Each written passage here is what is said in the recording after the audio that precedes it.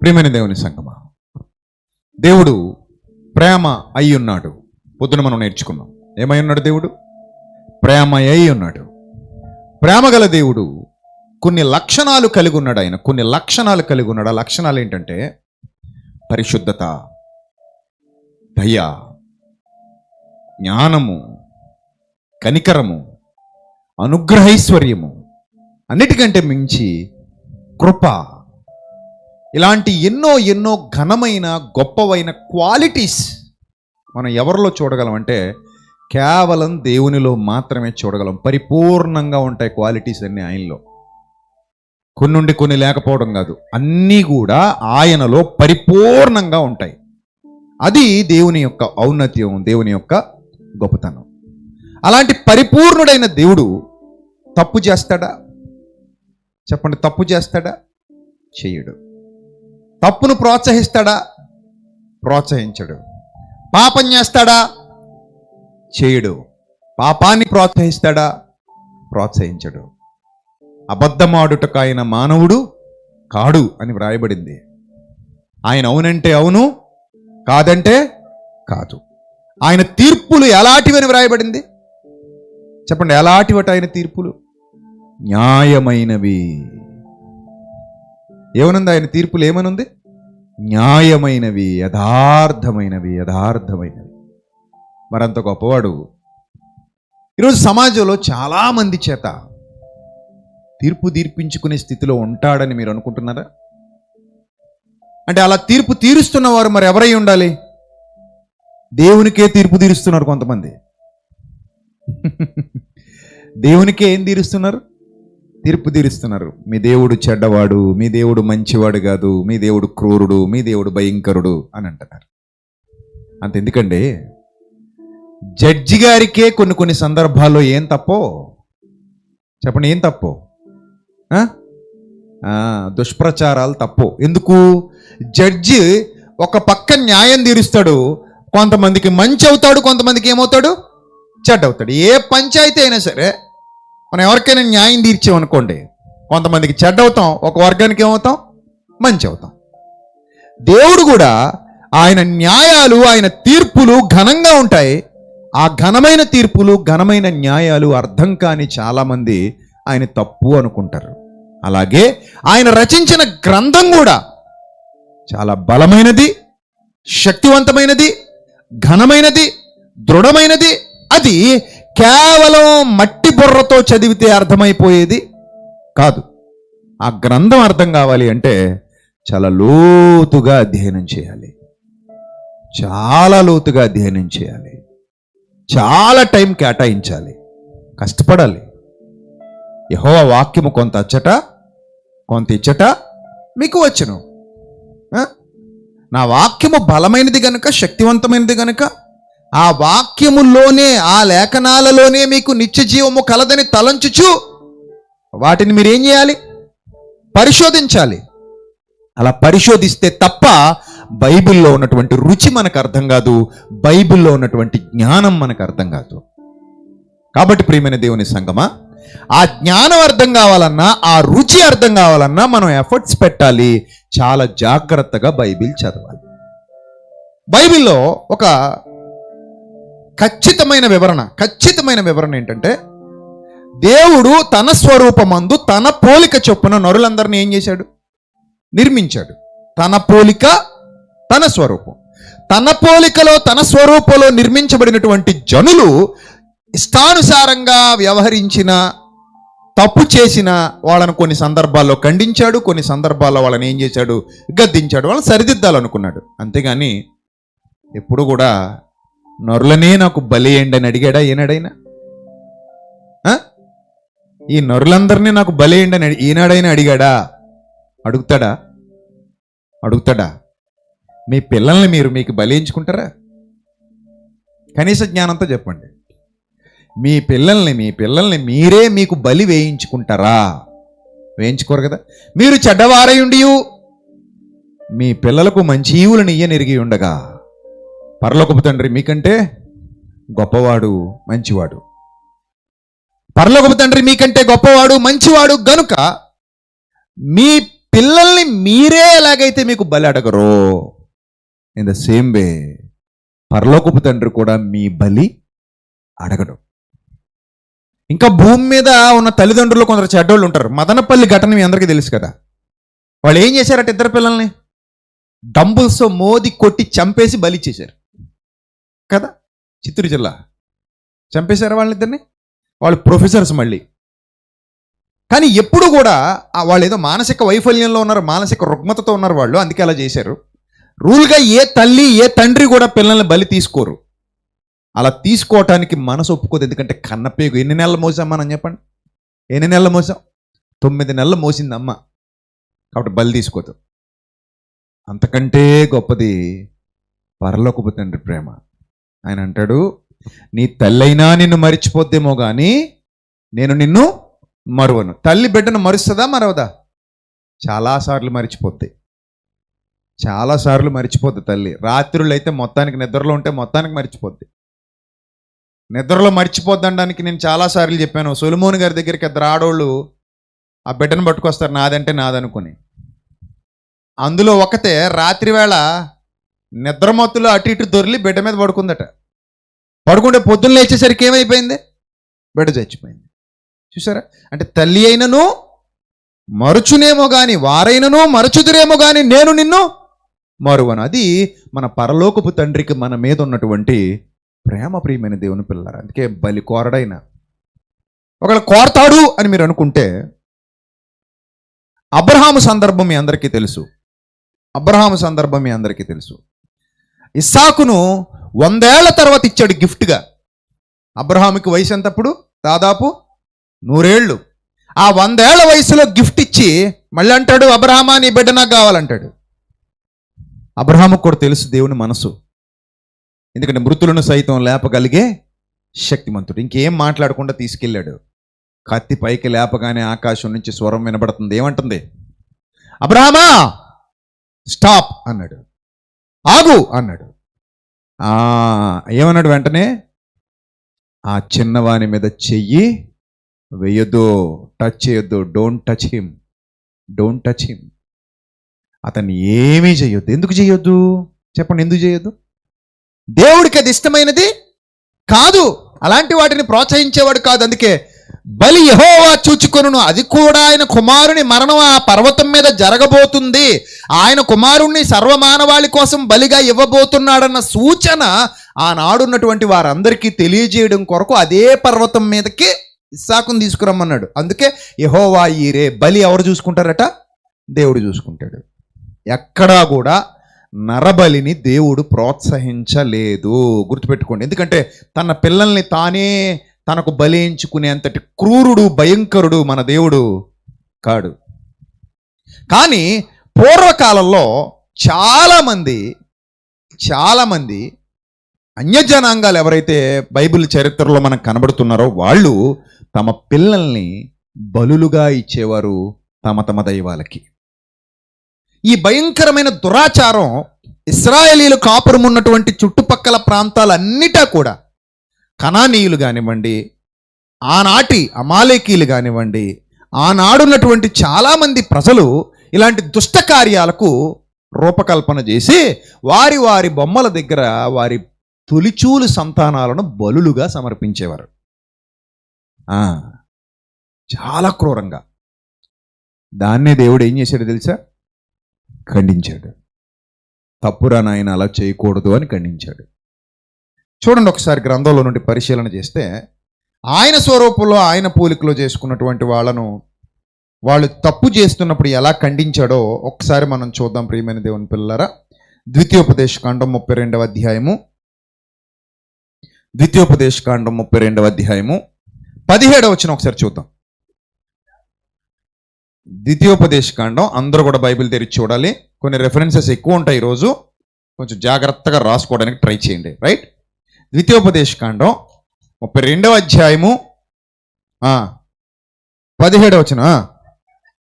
వారు దేవత్వము లేని దయ్యములకు, తామెరుగని దేవతలకు, కొత్తగా పుట్టినటువంటి దేవతలకు, తమ పితరులు భయపడని దేవతలకు బలి అర్పించిరి. చూసారా?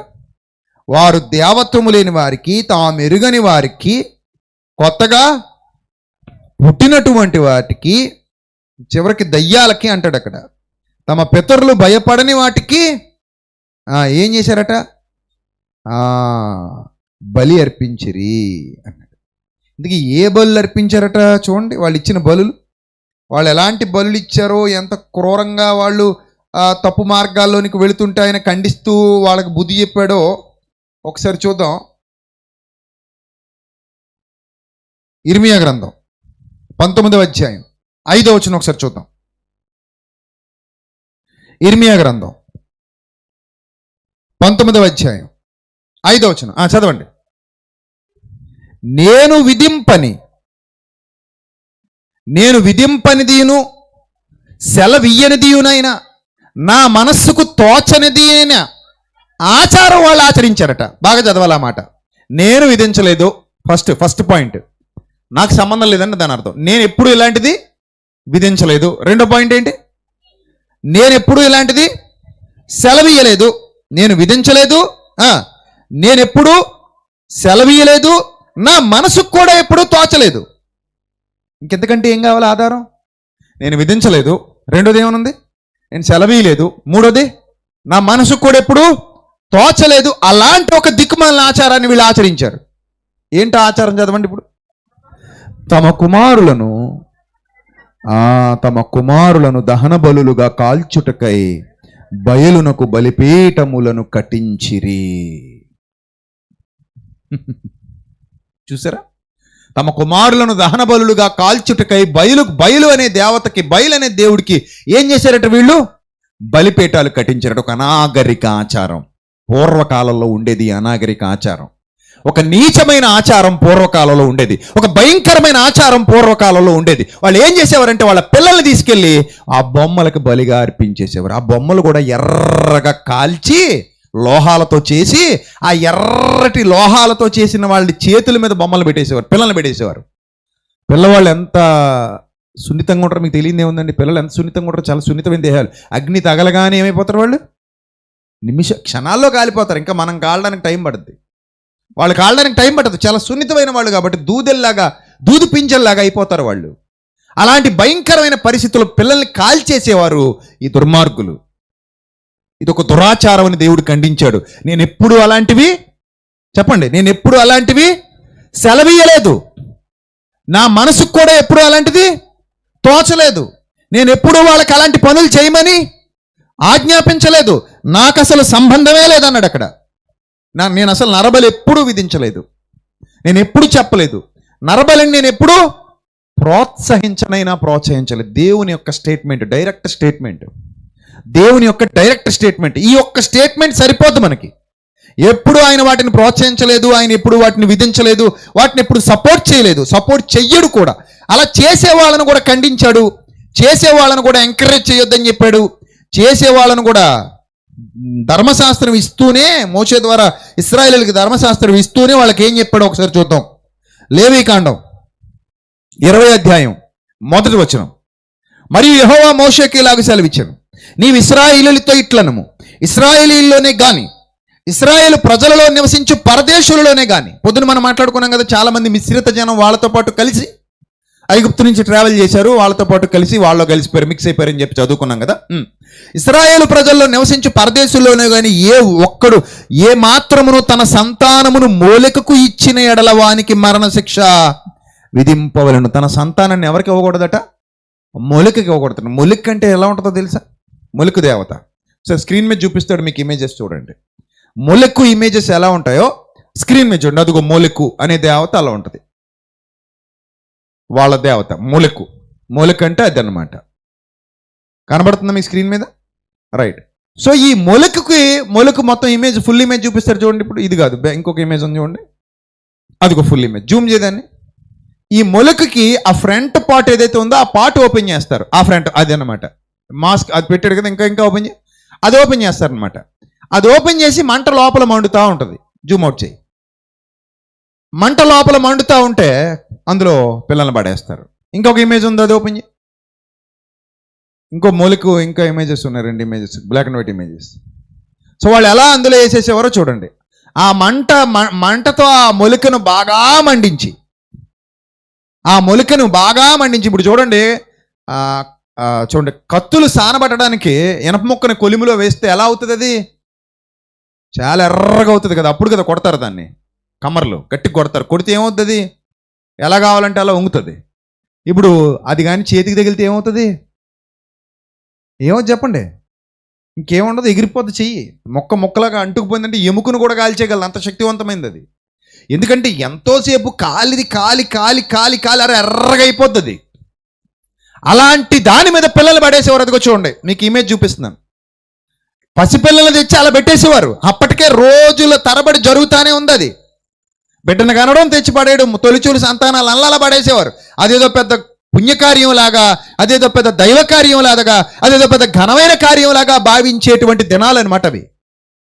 అందుకే ధర్మశాస్త్రం ఎందుకు ఇవ్వాల్సి వచ్చిందంటే, నీచులు పెరిగిపోయారు, వాళ్ళ భక్తి జీవితం బాగోలేదు, దుర్మార్గంగా బ్రతుకుతున్నారు కాబట్టి ధర్మశాస్త్రం ఇవ్వాల్సి వచ్చింది. ఆ ధర్మశాస్త్రం ఇస్తూ ఏం చెప్తున్నాడు? ఇశ్రాయేలు ప్రజల్లో నివసించి పరదేశుల్లోనే కానీ ఏ మాత్రమూ తన సంతానమును మొలికకిచ్చిన ఎడల వానికి మరణశిక్ష విధింపవలెను. ఎవ్వడు కూడా మొలికకి ఇవ్వటానికి వీలు లేదు. మీరు ఇర్మియా గ్రంథంలో ఇందాక 19వ అధ్యాయంలో చదువుకున్నారు 5వ వచనంలో. అలాగే అదే ఇర్మియా గ్రంథంలో 7వ అధ్యాయం 30వ వచనం కూడా ఒకసారి చూద్దాం. అదే ఇర్మియా గ్రంథం 7వ అధ్యాయం 30వ వచనం కూడా ఒకసారి చూద్దాం. అక్కడ కూడా చెప్తున్నాడు, ఇలాంటి పాపిష్టి పనులను నేను ఎంకరేజ్ చేయను. చూద్దాం ఒకసారి. ఇర్మియా గ్రంథం 7వ అధ్యాయం 30వ వచనం. యెహోవా ఇలాగూ సెలవిచ్చున్నాడు, యోధావారు నా దృష్టికి చెడ్డ క్రియలు చేయుచున్నారు, నా నామము పెట్టబడిన మందిరం అపవిత్రపడినట్లు వారు దానిలో హే వస్తువులు ఉంచి ఉన్నారు. నేను ఆజ్ఞాపించని క్రియ, అది కూడా అండర్లైన్ చేసుకోండి. ఏ క్రియ అది? నేను ఆజ్ఞాపించని. నేనైతే ఎప్పుడు చెప్పలా దహన బలులుగా పసిపిల్లల్ని ఇవ్వండని. నా గర్భఫలము యెహోవా ఇచ్చు బహుమానం అని చెప్పాను, కానీ ఆ గర్భఫలాన్ని దహన బలిగా ఇవ్వండి నేను ఎప్పుడు చెప్పలా. ఆ గర్భఫలాన్ని బలులుగా ఇవ్వండి నేను ఎప్పుడు ఇశ్రాయేలీయులకి నేర్పించలా. ఒకవేళ వాళ్ళు అన్యజనుల ఆచారములను, అనగా ఇలాంటి అన్యజనుల ఆచారాలు అంటే ఇలాంటివి అభ్యసించకూడదు అన్నాడు కదా, మరి పొద్దునే మాట్లాడుకున్నామని. ఇలాంటి ఒక నీచమైన పనులు ఒకవేళ ఏమైనా ఆ చుట్టూ ఉన్న అన్యులు చేసినట్టు వాళ్ళు చేస్తే గనక ఏమంటున్నాడు చూడండి, నేను ఆజ్ఞాపించని క్రియను నాకు తోచని క్రియను వారు చేసి ఉన్నారు. అగ్నిలో తమ కుమారులను తమ కుమార్తెలను దహించుటకు బెన్ హిన్నోము లోయలోనున్న తోపెతునందు బలిపీఠములను కట్టుకొని ఉన్నారు. అగ్నిలో తమ కుమారులను కుమార్తెలను ఏం చేస్తున్నారట? వీళ్ళు దహిస్తున్నారట. ఇలాంటి నీచమైన కార్యాలు చేస్తున్నారు. నేనెప్పుడు వీటిని ఎంకరేజ్ చేయలేదు, చెయ్యమని కూడా ఎప్పుడు ఆజ్ఞాపించలేదు. ఇది దేవుని మనసు. క్లియర్గా మీకు అందరికీ అర్థమైపోయింది అనుకుంటాను. ఎక్కడా కూడా మనుషుల బలి కావాలని కానీ ఇవ్వాలని కానీ ఇవ్వమని కానీ ఆజ్ఞాపించడం మాట పక్కన పెడితే కనీసం ప్రోత్సహించనైనా ప్రోత్సహించలేదు. అలాంటి ఆలోచన కూడా ఆయనకి ఎప్పుడు పుట్టలేదట. నాకు అలాంటి భావాలే లేవు అని పరిశుద్ధుడైన దేవుడు చాలా స్పష్టంగా గ్రంథంలో వ్రాయించాడు. మరి దహన బలి గురించి ఉంది కదా బైబిల్లో. ఏవి దహన బలిగా ఇచ్చేవారు అని మీరు ఆలోచిస్తే చూడండి, దహన బలిగా ఏమి ఇచ్చేవారు? నిర్గమకాండ 29వ అధ్యాయం 18వ వచనం. నిర్గమకాండ 29వ అధ్యాయం 18వ వచనం చూడండి. నిర్గమకాండ 29:18. బలిపీఠం మీద ఆ పొట్టేలంతయు దహింపవలను, ఇది యెహోవాకు దహన బలి. చూసారా? బలిపీఠం మీద పొట్టేలు దహించేవారట. అలా యెహోవాకి ఏమి ఇచ్చేవారట? దహన బలి ఇచ్చేవారట. అబ్రహాము సందర్భంలో కూడా ఇస్సాకును తీసుకెళ్ళినప్పుడు బలి యెహోవా చూచుకున్నాను. ఇస్సాకు అడుగుతున్నాడు, నాన్న మరి బలికి ఇవ్వడానికి గొర్రెపిల్ల ఎక్కడ ఉందంటే, బలి యెహోవా చూచుకుని అనగానే అక్కడ ఏం కనబడింది? పొదలో కొమ్ములు తగులుకొని ఉన్న పొట్టేలు కనబడింది. ఆ పొట్టేలు తీసుకొచ్చే బలి ఇచ్చాడు తప్ప నరబలి ఎక్కడ దేవునికి జరగల. దేవుడు ఎప్పుడూ కూడా వాటిని ప్రోత్సహించాల. ఆ ప్రోత్సహించే మనసు కూడా ఆయనకి ఎప్పుడు లేదు. ఒకవేళ అలా ప్రోత్సహిస్తే ఆయన దేవుడే కాదు. నిజంగా చెప్తున్నా, అలా ప్రోత్సహిస్తే ఆయన అసలు దేవుడే కాదు. మా నాన్న నన్ను బలేసేస్తానంటే మా నాన్న నేను నాన్న అంటానా? ఎవరే లంకెల బిందులు దొరుకుతాయట్రా చిన్నోడా, నిన్ను బలేసేసి లంకెల బిందులు తెచ్చుకుంటాను రా అన్నాడు అనుకో, నాన్న అంటనా? అన్ను. నువ్వు అనవు, నేనెందుకు, నువ్వు కూడా అనవు. నువ్వు అంటావా? నువ్వు అనవు. సో అలా ఏ తండ్రి అండవు. భూలోకపు తండ్రి అలా అంటేనే మనం నాన్న అనలేం. ఆరు దుర్మార్గుడు లంకెల బిందుల కోసం నన్ను చెబుతావా అంటాం కదా. భూలోకపు తండ్రి అంటేనే మనం అలా అననప్పుడు పరలోకపు తండ్రి అలాగంటే అసలు ఆయన దేవుడు అనగలమా అనలేం. కాబట్టి దేవుడు ఎప్పుడూ కూడా ఇలాంటి నీచమైన మూఢ విశ్వాసాలను, అంధవిశ్వాసాలను ప్రోత్సహించేవాడు కాడు. ఆయన ఎప్పుడు అలా చేయలే. అందుకే ధర్మశాస్త్రంలో చాలా క్రియలుగా బలులు అనగానే మేక పిల్లలో, గొర్రె పిల్లలో, పొట్టేళ్ళలో, లేకపోతే ఇంకో పశువులో బలు ఇచ్చి మళ్ళీ ఆ మాంసం వీళ్ళే వండుకొని తినేసేవారు. ఇప్పటికంతే కదా దేవుడి పేరిట అని పెడతాం. ఎవరు తింటాం? మనమేనా? పలహారాలు హైందవ సోదరులకైనా మీకు లేవా చెప్పండి? లేవా? ఉన్నాయా లేవా? మీకంటే నా దగ్గర లేవు కాబట్టి నేను మాట్లాడుకోవట్లేదు. మన వాళ్ళు కొంతమందికి ఉన్నాయా లేవా పలహారాలు? ఉన్నాయా లేవా? కొన్ని సందర్భాల్లో కూడికి పెడతారు మనోళ్ళు. ఇంట్లో వాళ్ళందరినీ, ఇంట్లో సంఘం అంతటిని పీల్చుకుని ఇంట్లో పెట్టుకుంటారు స్పెషల్ కూడికలు, ఇంటింటి కూడికలు. అలా ఇంట్లో కూడికి పెట్టుకున్నప్పుడు పలహారం అని కొంచెం కారబొందు, మిక్చరి, కొంచెం మిక్చర్, కారబొందు, బూందీ, తర్వాత ఒక టీ లేదా స్వీటు, ఏమని తెచ్చి పెడతారు చెప్పండి? మీకు ప్యాకింగ్ చేసేసి ప్యాకెట్లో కొంచెం పోసేస్తారు, మిక్చర్ వేసేస్తారు, కొంచెం బూందీ వేసేస్తారు, అందులో కాజాయో లేకపోతే మైసూర్పాకు ముక్క పడేస్తారు, పిన్ను కొడతారు, తెచ్చి నీకేమని చెప్పేస్తారు చెప్పు? Got my point. ఏమన్నారు? అదనమాట కదా. ఏటది? పలహారం తీసుకుని వెళ్ళండి అంటారు అయ్యగారు. విశ్వాసులు తీసుకోకుండా మేము వెళ్తాం ఏంటండి, వచ్చింది అందుకండి అంటారు. మొత్తం మీద అందరూ కూడా ఏం చేస్తారు? పలహారం తీసుకుని బయలుదేరతారు. అంటే పలహారం అంటే మరి మీకు మాత్రమేనా పలహారం? ప్రపంచంలో అందరికి ఉన్నాయి పలహారాలు. పలహారం అంటే ఎవరిదటది? దేవుడిదట. తినేది ఎవరట? మనమట. నిజంగా దేవుడు తింటామంటే మనం పెట్టమండి, సత్తాం పెట్టడానికి. నిజంగా దేవుడు తింటానికి కూర్చున్నాడు అనుకోండి, పెడతామా మనం? ప్రభువా చేయకాళీ లేదంటాం. రోజు అంటే ఎక్కడ పెట్టం ప్రభువా అంటాం. నిజమే. ఏదో ఒక అరటిపండు కాబట్టి పెడుతున్నాం, గెల్ల పెట్టాలంటే పెట్టగలం ఏంటి? ఏదో కొంచెం బూంది కాబట్టి పెడుతున్నాం. ఆయన కూడా తింటానంటే ఆకాశం నా సింహాసనం, భూమి నా పాదపీఠం అన్నాడు. మరి పొట్ట ఎంత ఉంటుంది అప్పుడు? అలా అయితే మీ లెక్కల ప్రకారం సముద్రం అంతా అప్పుడు మరి పెట్టగలమా? పెట్టలేం కదా. కాబట్టి దేవుడికి ఏ మానవుడు భోజనం పెట్టడు, పెట్టలేడు. ఆ పలహారం పేరుతో దేవుడికి పెట్టేది కూడా తినేసేది ఎవడు? ఈ మానవుడే. ఈడే తినేస్తాడు, అన్నీ ఈడే తినేస్తాడు. పేరు ఎవరిదంటాడు? దేవుడి భోజనాలండి. అబ్బా, ఎవరి భోజనాలు అయినా? దేవుడి భోజనాలండి. మరి దేవుడి భోజనాలు అయితే మానవుడా నువ్వెందుకు తినేస్తున్నావు నాయన? భోజనాలు ఎవరట? దేవుడి భోజనాలట. సరే, సో దేవుడు ఎప్పుడు ఏది తిండండి, దేవుడు ఎప్పుడు ఏది తీసుకోడు, అన్నీ మనమే. అన్నీ మనం తినడానికి ఇచ్చాడు ఆయన. అన్నీ మనం తినడానికి ఇచ్చాడు. ఒకవేళ దహన బొల్లు ఇచ్చినా మేకపిల్లలు, గొర్రె పిల్లలు, పొట్టేళ్ళు కూడా సాదృశ్యం. అది రాబోయే ఆయన కుమారుని మరణానికి సాదృశ్యమే ఇవన్నీ. వీళ్ళందరూ ఆయన మరణానికి సాదృశ్యంగా వీళ్ళందరినీ దేవుడు ఇవన్నీ ముందుగా దేవుడు రూపకల్పన చేశాడు. కాబట్టి దీన్ని బట్టి మనకి ఏమర్థమైందంటే బలులు అనగానే మానవుల బలులు గ్రంథంలో ఎక్కడా లేవు, ఏమండి? కాబట్టి దేవుడు నరబలి కోరలేదు అనేది మీకు ఇక్కడ ఏమైపోయింది? క్లియర్ అయిపోయింది. నరబలి కోరేవాడు దేవుడు కాడు అనేది కూడా మీకు ఏమైపోయింది? క్లియర్ అయిపోయింది. మరి ఇప్పుడు యేసుక్రీస్తు బలి కోరాడు కదండి, నరబలే కదా అది అని అనొచ్చు. యేసుక్రీస్తుది నరబలి కాదు, యేసుక్రీస్తుది త్యాగం. యేసుక్రీస్తుది దేవుడికేసిన బలి కాదు, మన కొరకు చేసిన త్యాగం. సర్వమానవాళి పాప పరిహారార్థమై ఆయనంతట ఆయనగా భూమి మీదకొచ్చి మన ఆత్మల రక్షణ కొరకు, పాప ప్రక్షాళన కొరకు చేసినటువంటి త్యాగం. అంతే తప్ప దేవుడు దానితో తృప్తిపరచబడతా, నాకు రక్తదాహం తీరలేదు కాబట్టి నాకు బలి అనేటువంటి రక్త పిపాసి కాదు ఆయన. రక్త పిపాసి కాదు, రక్త పిశాచి కాదు. పిపాసి వేరు, పిశాచి వేరు, రెండు వేరు పదాలు, రెండు వేరు అర్థాలు. సో ఆయన రక్త పిపాసి కాదు, నెక్స్ట్ రక్త పిశాచి కాదు. ఆయనకి రెండూ లేవు.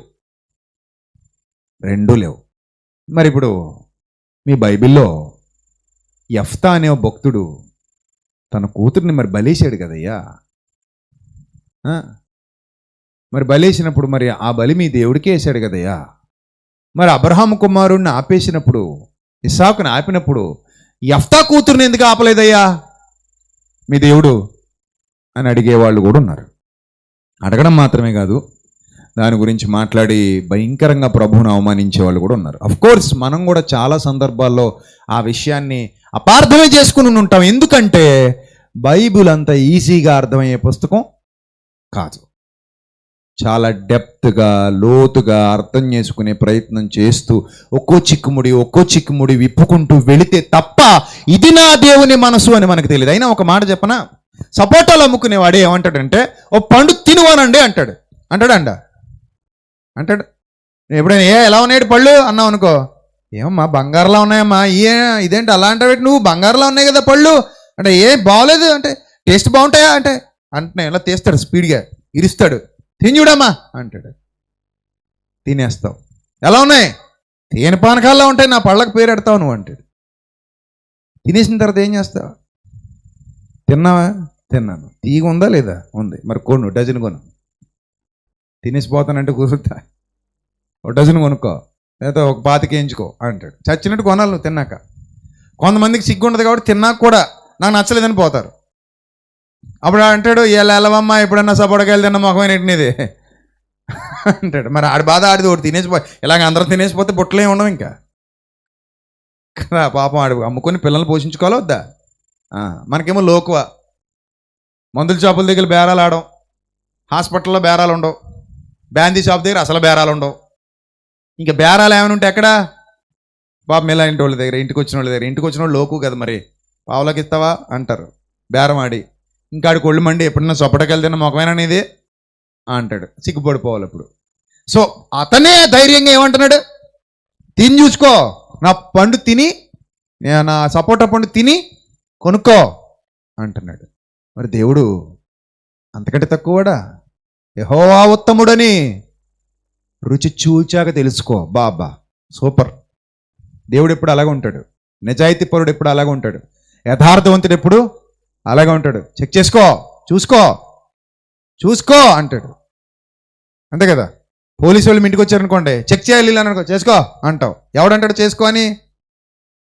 దొంగతనం చేయలేనోడు అంటాడు. దొంగడు ఏమంటాడు, లేదండి కుదరదండి, మా ఆవిడ ఇంట్లో లేదండి, మా ఆయన ఇంట్లో లేదండి, పిల్లలు నిద్రపోతున్నారండి అన్నాడు అనుకోండి, ఏదో తేడా కొడుతుంది అనమాట. చెక్ చేసుకో అన్నాడు అనుకో, ఏం పర్లే. పోలీసుడు బండి ఆపుతుంటాడు, అప్పుడప్పుడు చూస్తుంటాం పోలీసులు బళ్ళు ఆపుతుంటారు స్టేషన్ దగ్గర. దారి పొడుగున నక్షత్రాల్లాగా ఉంటారు పిల్లల పాపం. ఏది రోడ్డు పక్క బళ్ళు పక్కకి తీసేసి, ఇంకా మనం వాళ్ళందరూ కనబడుతున్నారంటే అర్థం ఏంటంటే ముందు ఎవడో ఆపుతున్నాడని. ఎందుకు వీళ్ళు దారి పొడుగునా ఉన్నారు? డ్రైవింగ్ లైసెన్స్ తీసుకుంటారు, ఇంట్లో బీరువాలో పెట్టి తాళం వేస్తారు వీళ్ళు, నలిపోద్దని. డ్రైవింగ్ లైసెన్స్ జేబులో పెట్టి తిరిగితే ఇబ్బంది లేదు, ఇంట్లో పెట్టి తాళం వేస్తారు.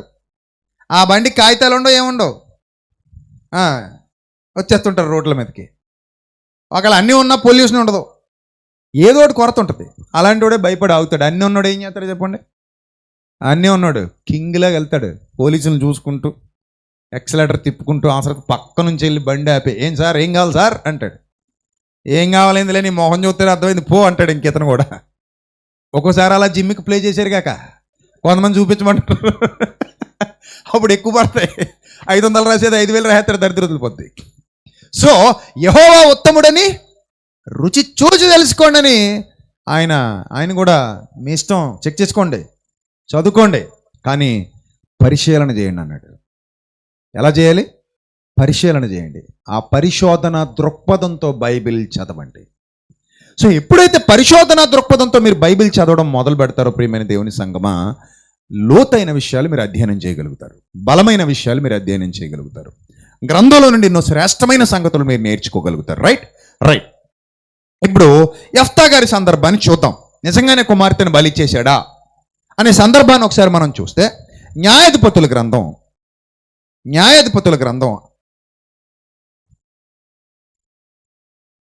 11వ అధ్యాయం.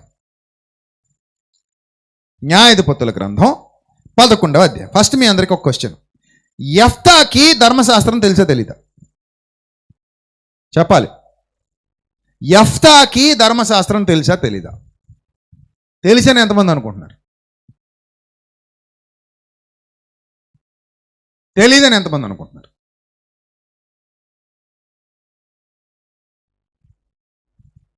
ఒకరు. ఇంకా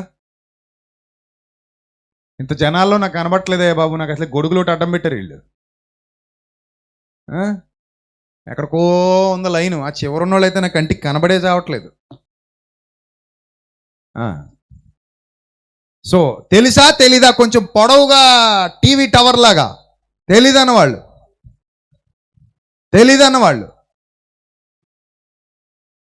తెలుసన్నవాళ్ళు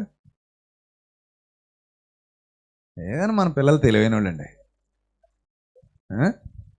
మన పిల్లలు సో ఇన్ని సెమినార్లకు వచ్చారు, ఇంకా తెలివైన వాళ్ళు కాదు తెలుగు తక్కువ వాళ్ళు వస్తారటే. అందుకే నేను చాలా గర్వపడుతుంటాను, శబాస్ అనుకుంటాను మా పిల్లల్ని చూసి. రైట్, ధర్మశాస్త్రం తెలుసు. ఎందుకు తెలుసు అంటే ఆయన మోషే తర్వాతి వాడు తప్ప మోషే మొదటివాడు కాడు. మోషే మొదటివాడు అయితే అతనికి ధర్మశాస్త్రం లేకపోయి ఉండేది, కానీ మోషే తర్వాతి వాడు కాబట్టి అతనికి కూడా ధర్మశాస్త్రం ఉంది. ఆ ధర్మశాస్త్రం ఎరిగిన వాడే యెఫ్తా. ఎందుకంటే యెఫ్తా ఒక న్యాయాధిపతి. న్యాయాధిపతుల గ్రంథంలో ఉన్నాడంటే అతను కూడా ఎవరు? న్యాయాధిపతి. ఒకవేళ యెఫ్తా చెడ్డోడు అనుకోండి, మంచోడు కాదు అనుకోండి, దేవుడికి పక్షపాతం ఉంటుందా? చెప్పండి, ఉంటుందా? ఉండదు కదా. మరి ఏమని చెప్తాడు యెఫ్తా గురించి? చెడ్డోడు అంటాడా, మంచోడు అంటాడా? చెడ్డోడనే అంటాడు. చెడ్డోడైతే మంచోడైతే మంచోడు అంటాడు. విశ్వాస వీరుల జాబితా ఒకటి ఉంది కదా మనకి. ఎక్కడ? హెబ్రీ పత్రిక ఎన్నో అధ్యాయం? 11వ అధ్యాయం 32వ వచనం ఒకసారి చదవండి. హెబ్రీ పత్రిక 11వ అధ్యాయం 32వ వచనం ఒకసారి చదవాలి. ఇకను ఏమి చెప్పుదును, గిద్యోను, బారాకు, సంసోను, నెక్స్ట్ పడ్డాడు ఎవరు? యెఫ్తా. నెక్స్ట్ ఎవరు? దావీదు. నెక్స్ట్ ఎవరు? సమూయేలు. వీళ్ళందరూ ఎవరు? గొప్ప గొప్పోళ్ళు వీళ్ళందరూ. ఈ గొప్ప గొప్పోళ్ళ పేర్లన్నీ అందులో రాశాడు. అందులో యెఫ్తా కూడా ఒక గొప్పోడే. ఇప్పుడు యెఫ్తా గొప్పోడు అన్నాడా? దేవుడు గొప్పోడు కాదన్నాడా? విశ్వాస వీరుడు. అంటే విశ్వాస వీరుడికే మరి ధర్మశాస్త్రం తెలుస్తుందా తెలీదా? ఆబ్వియస్లీ తెలుస్తుంది. ధర్మశాస్త్రంలో ఇంతవరకు మనం చూసినట్టు ఎక్కడైనా మీరు మనుషుల్ని నాకు బలిగా ఇవ్వండి అని ఉందా? లేదు. నేను మనుషుల బలి కోరుతున్నాను అని ఎక్కడైనా ఉందా? లేదు. సో దేవుడు మనుష్యుల బలి కోరువాడు కాడని యెఫ్తాకి ఆల్రెడీ తెలుసు. అంత మాత్రమే కాదు, యెఫ్తా చాలా పెయిన్ఫుల్ లైఫ్లో నుంచి వచ్చినాడు. ఎంత ఇబ్బందులో నుండి వచ్చాడంటే యెఫ్తా ఒకసారి చూద్దాం. న్యాయాధిపతుల గ్రంథం 11వ అధ్యాయం మొదటి నుంచి చదువుదాం. న్యాయాధిపతుల గ్రంథం 11వ అధ్యాయం మొదటి నుంచి చదువు. గిలాదు వాడైన యెఫ్తా పరాక్రమము గల బలాఢ్యుడు. ఇది సింపుల్గా వచ్చేసేది కాదు. ఇలా పరాక్రమం బలాఢ్యుడుగా అవ్వాలంటే ఖచ్చితంగా వర్కౌట్స్ చేయాలి. ఆ రోజుల్లో సైనిక వ్యవస్థలో ఉండాలంటే, ఈ రోజుల్లో అయినా సరే సైనిక వ్యవస్థలో ఉండాలంటే శరీరాన్ని ఏం చేయాలి? ప్రిపేర్ చేయాలి, ట్రైనింగ్ ఇవ్వాలి శరీరానికి. ట్రైనింగ్ ఇవ్వకుండా ఎవ్వడు అవ్వలేడు. ఇప్పుడు జిమ్కి వెళ్తారు చూస్తారా, 6 ప్యాకులు, ఈ ప్యాకులు ఆ ప్యాకులు ఉంటాయి కదా. మనకు ఫ్యామిలీ ప్యాకులు ఉంటాయి కాబట్టి పెద్ద తెలియదు అనుకోండి. సో 6 ప్యాకులు వాళ్ళు చూస్తారు. వాళ్ళు ఎంత కష్టపడితే 6 ప్యాక్ వస్తుందో తెలుసా? అంత ట్రై చేస్తే పొద్దున సాయంత్రం భయంకరంగా వర్కౌట్ చేస్తారు వాళ్ళు. అలా భయంకరంగా వర్కౌట్ చేస్తారు కాబట్టి వాళ్ళ బాడీ అరికాలు మొదలుకొని నడినెత్తి వరకు ఫిట్గా ఉంటారు. చాలా చాలా కష్టపడతారు, చాలా కష్టపడి తింటారు, చాలా కష్టపడి వర్కౌట్ చేస్తారు. అలాగే కరాటే, తైక్వాండో, కుంగ్ఫు ఇలాంటి మార్షల్ ఆర్ట్స్ నేర్చుకునే వాళ్ళు కూడా చాలా కష్టపడతారు, చాలా శ్రమ పడతారు మార్షల్ ఆర్ట్స్ కోసం. అలా కష్టపడితే, శ్రమ పడితేనే అందులో ఉత్తీర్ణత సాధించగలుగుతారు. ఇన్ ద సేమ్ వే యెఫ్తా కూడా ఎవరట? పరాక్రమము గల బలాఢ్యుడు. మంచి పరాక్రమం కలిగినోడు. ఈ బలాఢ్యుడు ఎవరంటే ఇంతకీ ఒక వేశ్యకు పుట్టాడట. ఏమండి, ఎవరైనా గౌరవంగా బతకాలి అనుకుంటే ఈ సమాజం, అందరూ దుర్మార్గులైనా కానీ సమాజంలో ఎవ్వడు కూడా గౌరవాన్ని ఇవ్వడు ఇలాంటి వాళ్ళకి. ఈ వేశ్య అంటే ఆమె ఒక్కతే కనబడదు, కానీ మరి ఆమె దగ్గరకు వచ్చిన విటులందరూ ఎవరు? నన్ను అడిగితే వాళ్ళు వేశ్యలే. అంతేనా? 2 చేతులు కొడితేనే కదా చప్పట్లు వస్తాయి. ఒక చేతికే చప్పట్లు వస్తాయా? ఒక చేతికి చప్పట్లు రావు కదా, రెండు చేతులు కొట్టినప్పుడు ఏమొస్తాయి? చప్పట్లు వస్తాయి. ఇప్పుడు యెఫ్తా గారి వాళ్ళ అమ్మ వేశ్య అయితే, ఒక విశ్వాస వీరుడి తల్లి వేశ్య అయితే, ఆమెను మాత్రమే వేశ్యగా సమాజం చూస్తుంది. కానీ ఆమెతో పాటు వ్యభిచరించిన ప్రతోడు మన దృష్టిలో ఎవడు? దేవుని దృష్టిలో ఎవడు? వేశ్యే. వాళ్ళు వేశ్యలే, వాళ్ళు వ్యభిచారులే. కానీ వాళ్ళెవ్వరిని సమాజం ఏమందో తప్పు పట్టదు. ప్రారంభం నుండి నేటి వరకు సమాజం ఏమి నేర్చుకుందంటే ఒక ఆటవిక నీతి: మగాడు తప్పు చేస్తే రైటు, ఆడది తప్పు చేస్తే రాంగ్. మగాడు ఎవరితో అయినా ఇష్టం వచ్చినట్టు తిరిగాడు అనుకోండి, ఆడు మగాడు రా అంటారు. అదే ఆడ మనిషి కానీ తప్పు చేసింది అనుకోండి, ఏమంటారు? ఇది వ్యభిచారి, తేడా అంటారు. ఈడు తేడా కదా? తప్పు ఎవడు చేసినా తప్పే, పాపం ఎవడు చేసినా పాపమే. కానీ ఏంటంటే ఆడవాళ్ళంటే ఏంటో తెలియదు సమాజానికి బాగా చులకన. ప్రారంభం నుండి కూడా అదే జబ్బు ప్రపంచానికి. ఆడవాళ్ళంటే చులకన, మగవాడంటే గొప్పోడు. ఆడది తప్పు చేస్తేనేమో బాకాలు ఊది చెప్తారు, మగవాడు తప్పు చేస్తే అస్సలు మాట్లాడరు. అలాంటి దౌర్భాగ్యకరమైన సమాజం. అలాంటి సమాజంలో ఆమెకు కుమారుడు పుట్టాడంటే అది ఎంత బాధాకరంగా ఉంటుందో మీరు ఆలోచించండి. అయినా ఒక మాట చెప్పనా, అందరూ డబ్బు కోసం చేయరండి, అందరూ ఒళ్ళు కొవ్వెక్కి చేయరండి ఇలాంటి పనులు. కొందరు ఉంటారు అక్కడక్కడ, వాళ్ళ జీవితాలు ఇంకంతే, దేనికో అమ్ముడైపోతారు. కంపెనీలు కొనేసుకుంటే అటు కొంతమందిని. వాళ్ళ చరిత్రలు చదవడానికి కావాలనుకుంటే, మీరు చరిత్రలు చదవాలనుకుంటే వేశ్యలకు సంబంధించిన పుస్తకాలు చాలా ఉన్నాయి, చదవండి. వేశ్యల చరిత్రలకు, వాళ్ళకి స్వీయ చరిత్రలు, జీవిత కథలు చాలా పుస్తకాలు ఉన్నాయి. ముంబైలో కొంతమంది వేశ్యల పుస్తకాలు ఈ మధ్య డబ్బు కూడా చేశారు, తెలుగులోకి అనువదించారు. చూడండి, కావాలంటే పుస్తకాలు చదవండి, అందులో తెలిస్తే వాళ్ళ జీవితాలు ఎంత భయంకరంగా ఉంటాయో. ఒక ఆమె తన భర్తను బతికించుకోవడం కోసం వేశ్య వృత్తులకు అడుగుపెట్టిందట. ఎలా అంటే కొన్ని లక్షలు ఇచ్చారట ఆపరేషన్కి, ఈమెను ఇంక తీసుకెళ్ళిపోయారు. ఆ భర్త బతికకి ఈమెను పట్టించుకోవడం మానేశారట. ఎంత దుర్మార్గుడు చూడండి, ఎంత నీచుడు చూడండి. వాడు బతికాడు, ఈమెను పట్టించుకోవడం మానేసి ఈమెను ఇంకా అక్కడ వదిలేశాడు. ఆడు ఇంకో పెళ్లి చేసుకుని హాయిగా కొత్త జీవితం మొదలెట్టాడు. ఆమె ఇంక అక్కడే మగ్గిపోయింది, బయటకు వదలరు, కొత్తగా బతకడానికి బయటకు అవకాశం ఇవ్వరు. నా జీవితం ఇంకింతే అనే పరిస్థితి. మానవత్వం లేని ప్రతి ఒక్కడు ఆమెను తప్పుగానే మాట్లాడతాడు. మానవత్వం, జాలి, దయ లేని ప్రతోడు ఆమెను కించపరిచే మాట్లాడతాడు, అవమానపరిచే మాట్లాడతాడు. ఆమెకి ఇష్టం లేకపోయినా అక్కడ ఏం చేయాలి? ఎవడొస్తే వాడితో ఆ రాత్రి గడపాలి. వాడికి ఈమె ఆరోగ్యం అవసరం లేదు, ఈమె మనసు అవసరం లేదు, ఈమె ఎలా ఉందో అవసరం లేదు, వాడికి ఆ శరీరం కావాలంతే. అలా ఇబ్బందులు పడేవాళ్ళు ఎందరో ఉన్నారు. మనకు వేశ్య కనబడగానే ఛీ ఇది వేశ్య అంటాం. కానీ వాళ్ళు ఎందుకు వేశ్యగా మారారో, వాళ్ళ బతుకెందుకు అలా అయిపోయిందో, వాళ్ళ జీవితం ఎందుకు అలా అయిపోయిందో, వాళ్ళు ఏ పరిస్థితుల్లో అక్కడ అన్ని ఇబ్బందులు పడుతున్నారో ఇవేమీ మనకు అర్థం కావు. ప్రతి చెత్త దరిద్రుడు సమాజంలో ఒక నీతిమంతుడి వేషం ధరించి ఈ మధ్య అలాంటి పనికిమాలిన గట్టిగా ప్రసంగాలు కూడా చేస్తున్నారు. వ్యభిచారులు, పనికిమాలిన పనులు చేసేవాళ్ళు, మోసాలు చేసేవాళ్ళు, ఎప్పటికీ ఆ పాపపు ఊపిలోనే బ్రతుకుతూ కూడా, ఎప్పటికీ ఆ పాపపు రొచ్చులో బ్రతుకుతూ కూడా, మారు మనసు పొందకుండా, దేవుని దగ్గర క్షమాపణ కోరకుండా, తప్పు సరిదిద్దుకోకుండా కూడా నీతిమంతుడి వేషం ధరించి అంటారు. అబ్బా అలాంటి వాళ్ళని చూసి ఇచ్చి నీ బతుకు తగలయా అనుకుంటాను నేను. మారాలి కదా, మారరు. ఆడపిల్ల అనేసరికి ఎంత లోకు అంటే చాలా హీనంగా మాట్లాడేస్తారు, చాలా హీనంగా. మగాడు అనేసరికి అబ్బాబా వీడు ఏం చేసినా పర్లేదండి, వీడు పనికిమాలోడైనా సరే దావీదుతోనో సంసోనుతోనో పోల్చేసుకుంటాడు. అది ఆడపిల్ల అనేసరికి చీపుగా మాట్లాడతారు, హీనంగా మాట్లాడతారు.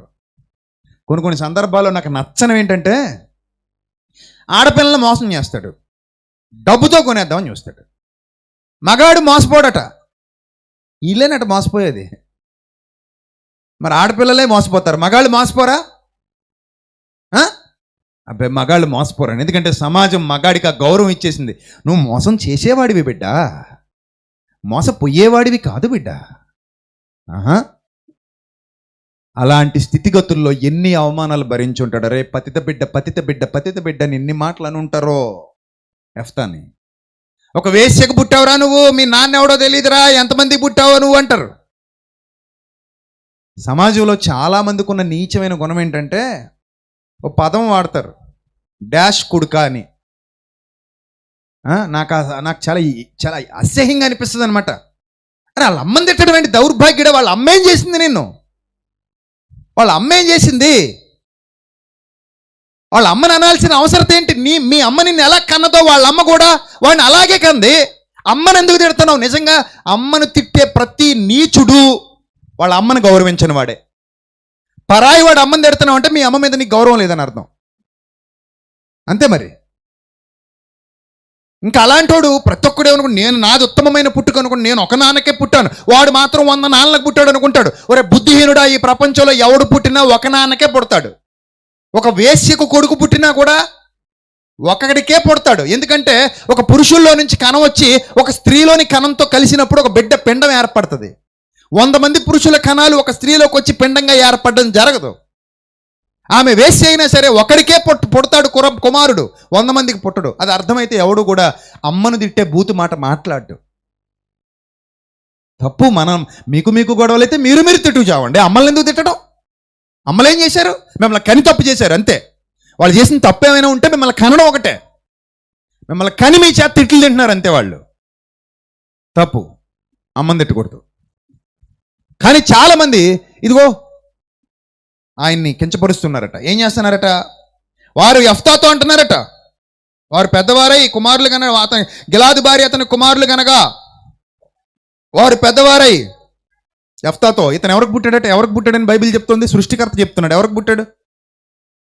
గిలాదుకే పుట్టాడు. గిలాదు యెఫ్తాను కనెను. వేశ్య దగ్గరికి గిలాదు పోయినప్పుడు ఆమెకు అప్పటికే అండం విడుదలై ఉంది. ఈ గిలాదు ఆమెతో శయనించినప్పుడు ఈయనలోని కణం XY అనే క్రోమోజోమ్స్ ఉంటాయి కదా. XX కలిస్తే ఆడపిల్ల, XY కలిస్తే మగపిల్లాడు, అంతే కదా.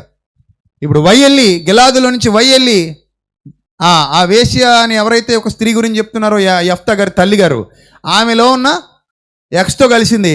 ఆ 2 కణాలు ఏకమైతే ఎవరు పుట్టారు? యెఫ్తా గారు పుట్టారు. గిలాదుకే పుట్టాడు. వాళ్ళ అమ్మకు పుట్టినా, ఇతను వేశ్యకు పుట్టినా, ఎవరికి పుట్టినా మొత్తం క్రమం అంతా ఒకేలా జరిగింది. మనుషులు మారారు అంతే. పద్ధతి అంతా ఒకటే, తేడా ఏమీ లేదు. పద్ధతి అంతా ఒకటే. సో ఇక్కడ మీరు జాగ్రత్తగా గమనిస్తే ఈ భార్యకి, అంటే లీగల్గా పుట్టిన వైఫ్కి ఎవరైతే ఉన్నారో పిల్లలు, వాళ్ళు అంటున్నారట, యెఫ్తాతో అంటున్నారట, నువ్వు అన్య స్త్రీకి పుట్టినోడు నువ్వు, కనుక మన తండ్రి ఏంట నీకేం లేదు, స్వాస్థ్యం లేదు, నీకు ఆస్తి దక్కదు. యెఫ్తా తన సహోదరుల యొద్ద నుండి పారిపోయాడట. పాపం ఎంత వేధించి పంపించేశారో, ఎంత బాధ పెట్టి పంపించేశారో, ఎన్నిసార్లు ఏడ్చుంటాడో, ఎన్నిసార్లు కన్నీరు గార్చుంటాడో. వాళ్ళ అమ్మ ఎంత ఏడ్చుంటుందో ఇతను బాధ చూడలేక. ఎప్పుడు చచ్చిపోయిందో తెలియదు ఆవిడ. ఇప్పుడు ఎంత కాదనుకున్నా తల్లే కదా. ఇప్పుడు ఆమె కూడా యెఫ్తాను పెంచిందా పెంచలేదా? వేశ్యే. పెంచిందా పెంచలేదా? పెంచింది, పెద్ద చేసింది, పాలిచ్చి పెంచింది, 9 నెలలు మోసింది. తల్లే. సో అతను పారిపోయాడట. పారిపోయి సహోదరుల యొద్ద నుండి పారిపోయి టోబు దేశంలో నివసింపగా అల్లరి జనం యెఫ్తా యొద్దకు వచ్చి అతనితో కూడా సంచరించిన ఆ కసితో పరాక్రమంగా తయారై ఉంటాడు. నాకు తెలిసి ఎప్పుడు కూడా ఒక మనిషి బలంగా మారాలంటే ఏదో కసి ఉండాలండి. మీరు అనుకోవచ్చు నాకు ఏ అవమానాలు లేవని. అవమానం ఉంటే, ఆ ఒత్తిడి ఉంటే ఆ తర్వాత పుట్టే పవర్ మామూలుగా ఉండదు. అవమానంలో నుంచి పుట్టే ఎదుగుదల ఉంటుంది చూడండి, గ్రేట్ పరిస్థితికి తీసుకెళ్తుంది. ఒక గ్రేట్ పర్సనాలిటీని నీకు ఇచ్చేస్తుంది. అందుకే ఎప్పుడు అవమానాలను బట్టి సిగ్గుపడకండి. అవమానించనివ్వండి, అందరూ అవమానించనివ్వండి. నవ్విన నాపచేనే పండుద్దట పెద్దలు చెప్పే సామెత. గరికి తిన్న గాడిదే పోద్ది, గరికి మళ్ళీ చిగురుస్తుంది. మా పెద్దమ్మ చచ్చిపోయి ఎక్కడుందో తెలియదు కానీ మా అమ్మ వాళ్ళ పెద్దక్క రామవరం, మా పెద్దమ్మ మాటకో సామెత వదిలేదు. మాటకో సామెత. మా అమ్మ వాళ్ళ పెద్దక్క నోరు తెరిస్తే చాలు సామెత. ఆవిడ దగ్గర కూర్చుంటే అలా నోటంకే చూసేవాడిని, కావాలని మాట్లాడించేవాడిని ఆవిడని. ఏదో సామెతలు చెప్పుద్ది కదా అని. పాపం ప్రతి పండక్కి ఇదే సీజను, ప్రతి పండక్కి మా ఇంటికి వచ్చేది. మిగిలిన టైంలో వచ్చేది కాదు. ప్రతి పండక్కి వచ్చేసి డబ్బాలు వరసగా పేర్చేసి ఉండేవి మా ఇంట్లో. చెక్కిడాలు, జంతికలు, పాకుండలు, మైసూరు పాకు, ఇంకా చాలా రకాల సున్నుండలు, తర్వాత ఇంకేమండి, అరిసెలు, ముఖ్యంగా అరిసెలు అద్దరు కొట్టేసేది. ఒకటి కాదు రెండు కాదు, అసలు ఆ ఐటమ్స్ చూస్తుంటే ప్రతిరోజు పండగ అయితే బాగుండి అనిపించేది మాకు. మా పెద్దమ్మ చచ్చిపోయినప్పుడు నాకు ఇవే గుర్తొచ్చి చాలా బాధపడ్డాను. ఎంత తొందరగా వెళ్ళిపోయేటమ్మా అని. చాలా మంచిది. మా అమ్మని ఇంకా మా అమ్మ నాకు పెద్దమ్మ అనుకునేవారు కదా అండి, మా అమ్మమ్మ అనుకునేవారు. మా అమ్మమ్మ మేము పుట్టేసరికి చచ్చిపోయింది, కానీ మా పెద్దమ్మ మాత్రం మాకు ఇంకా అమ్మలాగా ఉండేది అలాగా. సో తను కూడా నేను ఒక 6-7 ఏళ్ళు అవుద్దేమో, 8 ఏళ్ళు మరి చనిపోయి తను కూడా ఈ లోకాన్ని విడిచిపెట్టి వెళ్ళిపోయింది. రామవరం మా పెద్దమ్మది. మా అమ్మ పుట్టునూరు రామవరం కదా, సో మా పెద్దమ్మది కూడా రామవరమే. సో అంత మంచి వంటలు చేసేది అనమాట. నోటి నుంచి ప్రతి వంట చేస్తే కూడా సామెత చెప్పేది. ఏదైనా సిచ్యువేషన్ జరిగిందంటే సామెత వచ్చేది బయటకు. అలాగా ఆవిడ దగ్గర ఉన్నవే ఇవన్నీ నేను మీకు చెప్పేవి. గరికి తిన్న గాడిదే పోద్ది, గరికి మళ్ళీ చిగురిస్తుంది, నవ్విన నాపచేనే పండుద్ది, ఇలాంటివన్నీ ఆవిడే చెప్పేది. సో కాబట్టి అవమానాల్లో నుంచి ఏం పుడుతుంది?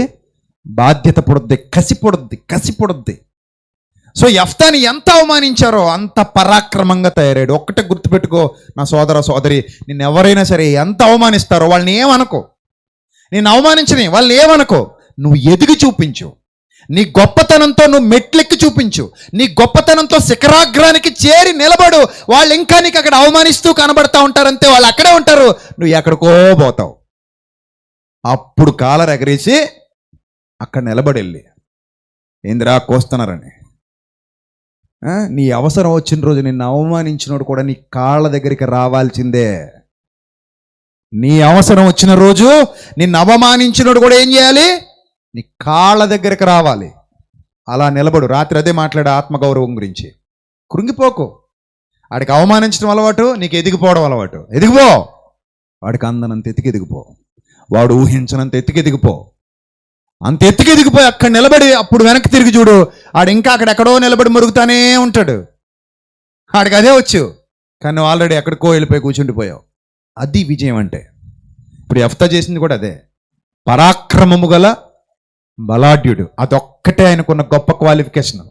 ఆ క్వాలిఫికేషనే వాళ్ళందరినీ మళ్ళీ ఎక్కడ తీసుకొచ్చింది చూడండి. కొంతకాలమైన తర్వాత అమ్మోనీయులు ఇశ్రాయేలుతో యుద్ధం చేయగా, అమ్మోనీయులు ఇశ్రాయేలుతో యుద్ధం చేసినందున గిలాదు పెద్దలు టోబు దేశం నుండి యెఫ్తాను రప్పించడానికి పోయి, నీవు వచ్చి మాకు అధిపతి అయి ఉండు. ఏలా ఉండాలట? నువ్వు వచ్చి మాకు అధిపతిగా ఉండు బాబు. నీ దగ్గర పరాక్రమం ఉంది బాబు, నీ దమ్మున్న క్యాండిడేట్వి, నువ్వే మాకు ఎలా ఉండాలి? అధిపతిగా ఉండాలి. నెక్స్ట్, అప్పుడు మనం అమ్మోనీయులతో యుద్ధం చేయదమని యెఫ్తాతో చెప్పారు. అందుకే యెఫ్తా, మీరు నా యందు పగబట్టి నా తండ్రి ఇంటి నుండి నన్ను తోలేసి ఇప్పుడు మీకు కలిగిన శ్రమలో మీరు నా దగ్గర రాని ఎలా అని గిలాదు పెద్దలతో చెప్పాను. ఆ టైం కోసమే చూస్తున్నాడు. అసలే బక్క చచ్చిపోయి తోసేస్తే పడిపోయేలాగా ఉన్నాడు అనుకో. తిండి మానేసి బాధతో నన్ను ఇంత మాట అన్నారు, నేను వేసి కుమారున్నట, మా అమ్మ వేసి అట, నేను ఎంత పతిథి బిడ్డను అన్నారు, డాష్ కొడుకు అన్నారు, ఎన్ని మాటలు అన్నారు నన్ను అని ఓ బాధపడుతూ రోజు అన్నం మానేసి అలా చిక్కి శల్యం వేసి వచ్చాడు అనుకోండి. ఎవరైనా వస్తారు అక్కడికి? ఎండిపోయిన పొలాల ధైర్యానికి ఎవరైనా వస్తాడా? ఎవడు రాడు. నీలో ఉన్న టాలెంట్ ఏంటో దాన్ని బయటపెట్టు. నువ్వు ఏ స్థాయికి ఎదగాలో ఆ స్థాయికి ఎదుగు. నువ్వు ఎంత గొప్పోడి కావాలో అంత గొప్పోడి అయి చూపించు. నవ్వినోళ్ళే నీ ముందుకొచ్చి చేతులు కట్టుకుని నిలబడాలి. అది విజయం అంటే. ఇది విజయం అంటే. ఎవడైతే మరి ఆ రోజు పతిథి బిడ్డ ఈరోజు పతిథి బిడ్డ కాదా? ఆ రోజు అన్యస్త్రీకి పుట్టినోడు ఈరోజు అన్యస్త్రీకి పుట్టినోడు కాదా? ఆ రోజు నీ పుట్టుక మంచిది కాదన్నారు, ఈరోజు మరి ఆ పుట్టుక ఏమైంది? ఇప్పుడు మంచిది అయిపోయిందా? మంచిదైపోయింది. ఇప్పుడు వచ్చి అంటున్నారు, బాబు నువ్వు మాకు అధిపతిగా ఉండు అంటున్నారు. ఎలా ఉండాలట? అధిపతిగా ఉండాలా. అదన్నమాట వెలగడం అంటే, గెలవడం అంటే. నాకు తెలిసిన సినిమా హీరో ఉన్నాడు, మీకు కూడా తెలుసు కానీ పేరు చెప్పను. ఆ సినిమా హీరోని ఇలాగే చాలా అవమానించేవారట, పిలిచేవారు కాదట, పట్టించుకునేవారు కాదట, ఆ కుటుంబాన్ని చాలా చులకనగా చూసేవారట, చిన్నచూపు చూసేవారట. ఆ తర్వాత అతను సినిమాల్లోకి వచ్చాడట. వచ్చి తన సత్తా ఏంటో చూపించాడట, ఎదగటం మొదలెట్టాడట, ఎదిగాడట, చాలా పెద్దోడైపోయాడట. ఇప్పుడు మా ఆవిడే అంటున్నారట. ఎప్పుడంటారు మా ఆవిడని? నువ్వు ఎదిగినప్పుడు. మరి లేకపోతే ఏమంటారు? ఎందుకు పనికిరానుడు అంటారు. ఎక్కడైనా అంతే. ఇది ఆయనే కాదు, ఎవరి జీవితం. ఇప్పుడు యెఫ్తా జీవితంలో జరిగింది కూడా అదే రేపొద్దు నీ జీవితం నా జీవితం కూడా అదే. నువ్వు నీకున్న టాలెంట్ ఏదో గుర్తించు, ఎంత ఎదగాలో అంత ఎదుగు, మురిగే కుక్కలను పట్టించుకోకు. అవి అలా మురుగుతానే ఉంటాయి, మొరగని. నువ్వు ఎక్కాల్సిన ఎత్తుకి ఎక్కుకుంటూ వెళ్ళిపో. నేను ఎక్కలేనంత ఎత్తైన కొండపరికి ఎక్కించగలిగే నాథుడు నీకు తోడుగా ఉన్నాడు. ఆయన మీద విశ్వాసం ఉంచు. బలమైన స్థాయితో ముందుకు కదులు, బలమైన శక్తితో ముందుకు కదులు. సో ఇక్కడ అదే జరిగింది. ఇప్పుడు వచ్చి అంటున్నారట, నువ్వు మాకు అధిపతిగా ఉండు, అమ్మోనీలతో యుద్ధం చేయి, నువ్వు మాకు అధిపతిగా ఉండు. సో అలా యెఫ్తా కొంచెం కొంచెంగా ఎదుగుతూ ఎక్కడ అవమానాలు ఎదుర్కొన్నాడో అక్కడే దండలు వేయించుకున్నాడు. అది గొప్పతనం. ఎక్కడ అవమానాలు ఎదుర్కొన్నాడో అక్కడే దండలు వేయించుకున్నాడు. ఆ గొప్ప స్థాయికి ఎదిగి ప్రభువులు మంచి విశ్వాసంగా కొనసాగుతున్నటువంటి దినాల్లో ఒకరోజు ఒక సంఘటన జరిగింది. ఆ సంఘటన ఏంటో మనం ఇప్పుడు గ్రంథంలో నుండి చూస్తే, న్యాయాధిపతుల గ్రంథం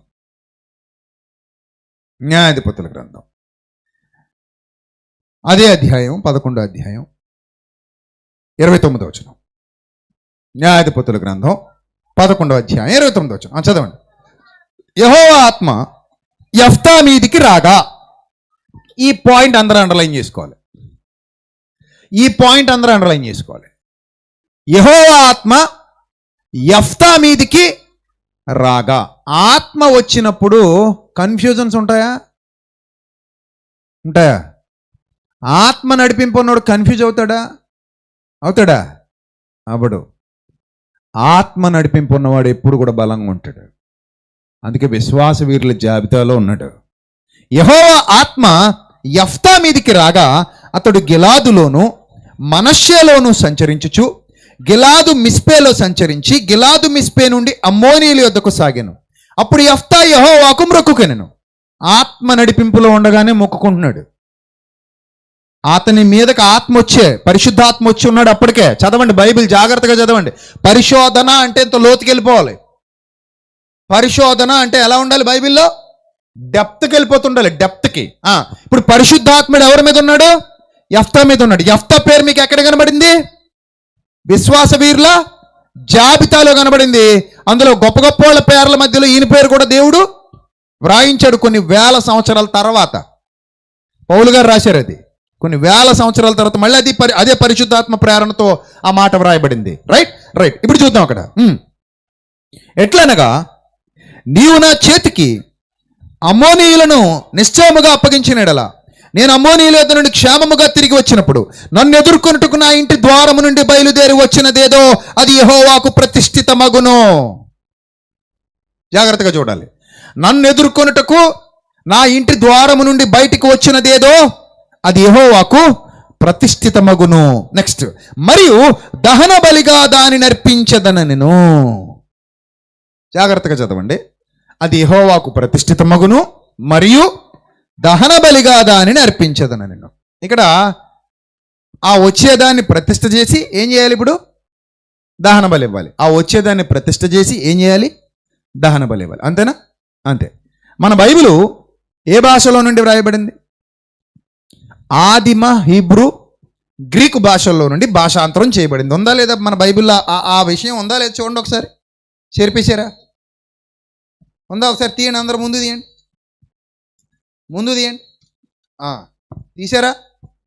తీసారా? చూడండి, ఇదిగో ఉందా? మీ బైబిల్లో కూడా ఉందా? ఆదిమ హెబ్రీ భాషలో నుండి తెలుగులో భాషాంతరము చేయబడినది. ఇది ఇండియా బైబిల్ సొసైటీ ఆంధ్రప్రదేశ్ సహాయ సంఘము సికింద్రాబాద్. ఇది నా బైబిల్లో రాయబడింది. మీ అందరి బైబిల్లో అలాగే ఉందా లేదా? చెప్పండి, ఉందా లేదా? ఉంటుంది. అందరి బైబిల్లోనే అలాగే ఉంటుంది. రైట్. అంటే ఇప్పుడు హీబ్రూలో నుండి తెలుగు పండితులు, హీబ్రూ నేర్చుకున్న తెలుగు పండితులు. ఎవరి పండితులు? హీబ్రూ నేర్చుకున్న తెలుగు పండితులు బైబిల్ని తెలుగులోనికి ఏం చేశారంటే ట్రాన్స్లేట్ చేశారు, హీబ్రూ నేర్చుకుని. మరి హీబ్రూ పరిపూర్ణంగా వచ్చా మన తెలుగు వాళ్ళకి? రాదు. కొన్ని పదాలు ఉంటాయి, చాలా కష్టంగా ఉంటాయి. తెలుగులో కొన్ని పదాలు కష్టంగా ఉంటాయి, ఇంగ్లీష్లో కొన్ని పదాలు కష్టంగా ఉంటాయి. కొన్ని పదాలను తర్జుమా చేయడానికి కూడా మనకు అవ్వదు. కొన్ని పదాలను తర్జుమా చేయడం చాలా కష్టం. చాలా అంటే చాలా కష్టం. మనం తర్జుమా చేయడం రాక కొన్ని వాడేస్తుంటాం, అవునా కదా? మిమ్మల్ని ఒక మాట అడగనా? మౌస్ తెలుసు కదా మనందరికీ. మౌస్ మౌస్ అంటే ఏంటి? మౌస్ అంటే ఏంటి చెప్పండి? ఎలక, చుంచా? నేను అడిగింది ఆ మౌస్ కాదు, సిస్టమ్ దగ్గర కలిపే మౌస్. సిస్టమ్ దగ్గర మౌస్ వాడతావా వాడవా? దాన్ని తెలుగులో నాకు ఆంధ్రీకరించిన ఆయన. మౌస్ అనేది ఏ పదం? ఇంగ్లీష్ పదం. తెలుగులో చెప్పేమంటారు దాన్ని?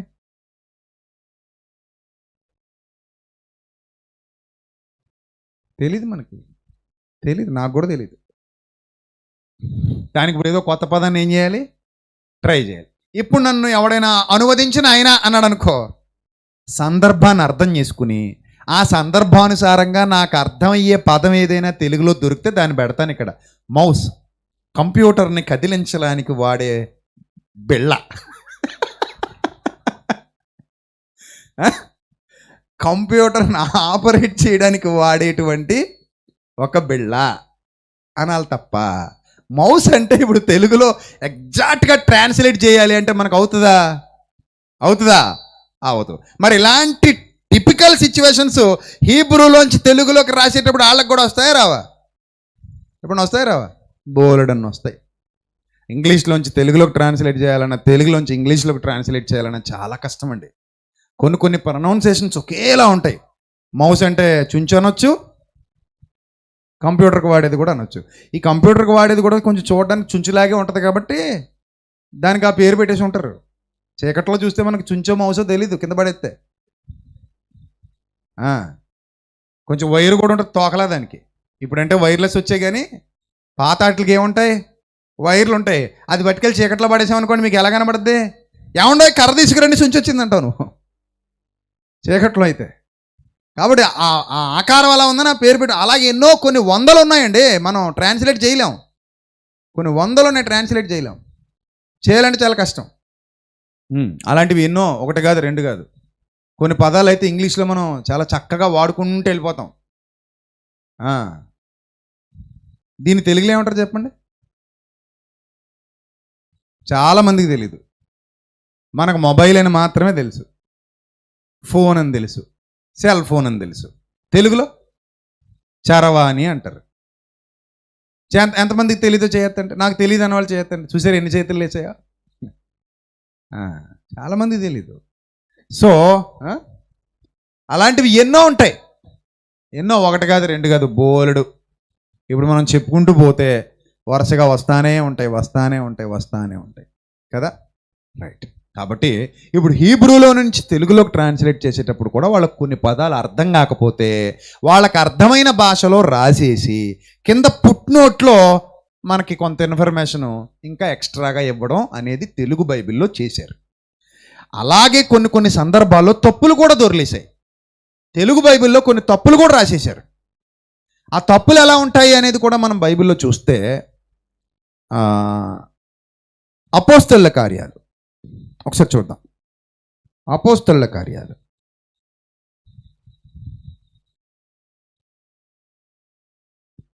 1వ అధ్యాయం 17వ వచనం. అతడు మనలో ఒకడుగా ఎంచబడిన వాడే ఈ పరిచర్యలో పాలు పొందెను. ఈ యూదా ద్రోహం వలన సంపాదించిన రోకల్నిచ్చి ఒక పొలం కొన్నాను. అవా యోధా ఏం చేశాడట? ద్రోహం వలన సంపాదించిన రోకలు ఇచ్చి ఏం చేశాడట? పొలం కొనుక్కున్నాడట. అంతేనాది? రైట్ అనేది చెప్పండి. యోధా ద్రోహం చేసి సంపాదించిన రోకలు ఇచ్చి పొలం కొనుక్కున్నాడా? కొనుక్కున్నాడా? మరి అక్కడ ఏమని ఉంది? ఆ వచనం అలా చదివితే మనకేమర్థమవుతుంది? ఈ యూదా ద్రోహము వలన సంపాదించిన రోకలనిచ్చి ఒక పొలము కొనెను అని ఉంది. మనం ఇలాగే చదివామనుకోండి, ఎవడైనా విన్నోడు అర్థం చేసుకుని ఏమంటాడు? యోధా 30 వేడినాలు పట్టుకెళ్ళి పొలం కూడా కొనేసేటి అనుకుంటాడు. కానీ అక్కడ ఏమని పడాలంటే, ఈ యోధా ద్రోహం వలన సంపాదించిన రోకల్ని తీసుకెళ్ళి విసిరేసాడు. ఎవరి దగ్గరైతే తీసుకున్నాడో వాళ్ళ దగ్గరికి తీసుకెళ్ళి ఏం చేశాడు? విసిరేస్తే, మాకి రక్తపు సొమ్ము మాకు వద్దు బాబు, నువ్వు ఏదోటి చేసుకో అన్నారు వాళ్ళు. మాకు సంబంధం లేదు, మేము ఇచ్చేసాం, డీల్ అయిపోయింది కాబట్టి మాకు వద్దు అన్నారు. అప్పుడు ఆ డబ్బు వాళ్ళు కూడా తీసుకోకుండా ఏం చేశారంటే ఆ డబ్బులు పట్టుకెళ్ళి శ్మశానానికి, పరదేశుల్ని కప్పెట్టడానికి శ్మశానం కోసం ఓ స్థలం కొన్నారు. అర్థమైందా?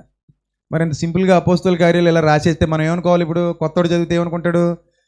కొత్త ప్రసంగం మొదలెడతాడు. యోధా పొలం కొన్నాడు, అందులో ద్రాక్ష తోట వేసాడు, వాళ్ళ పిల్లలు వచ్చి కాయలు కోసుకుని పండించుకున్నారని కొత్త కథ మొదలెడతాడు. కాబట్టి బైబిల్లో కొన్ని చిన్ని కరెక్షన్స్ ఉంటాయి, చిన్ని మిస్టేక్స్ ఉంటాయి. కొన్ని చోట్ల అయితే కొన్ని బ్లెండర్ మిస్టేక్స్ కూడా ఉన్నాయి. ఎప్పుడంటే తర్జుమా లోపాలు అంటాం వాటిని, తర్జుమావి. ఏమండి? ఇలా అన్ని భాషల్లో బైబిల్స్లో కూడా చిన్ని తర్జుమా లోపాలు ఉంటాయి. కానీ ఒరిజినల్గా ఎక్కడ రాయబడిందంటే హీబ్రూలో రాయబడింది. ఒరిజినల్ ఎక్కడ ఉంది? హీబ్రూలో ఉంది. రైట్. ఇప్పుడు న్యాయాధిపతుల గ్రంథంలో ఏమంటున్నాడు అక్కడ 11వ అధ్యాయంలో? న్యాయాధిపతుల గ్రంథం 11వ అధ్యాయంలో ఏమన్నాడు? 30వ వచనం చదవండి. 30వ వచనం చదవండి. 31. క్షేమంగా తిరిగి వచ్చినప్పుడు నన్ను ఎదుర్కొన్నట్టుకు నా ఇంటి ద్వారం నుండి బయలుదేరి వచ్చినదేదో అది యెహోవాకు ఏమగును? ప్రతిష్ఠిత మగును, మరియు దహన బలిగా దానిని అర్పించదను. మరియు అన్న అక్కడ చోట ఏమేశారు? వీళ్ళు ఒకటే నంకేశారు. ఒకటే నంకేస్తే అర్థం ఏంటి? కింద మేము మాకు అర్థం కాక మరియు అని రాశాం బాబు. అక్కడ హీబ్రూలో వచ్చే సందర్భాన్ని బట్టి, హీబ్రూలో వ్రాయబడిన సందర్భాన్ని బట్టి దాని అర్థం ఏంటంటే లేదా అని అర్థం. ఏమంటే మరియుకి లేదాకి మన తెలుగులో ఎంత తేడా ఉంది తెలుసా?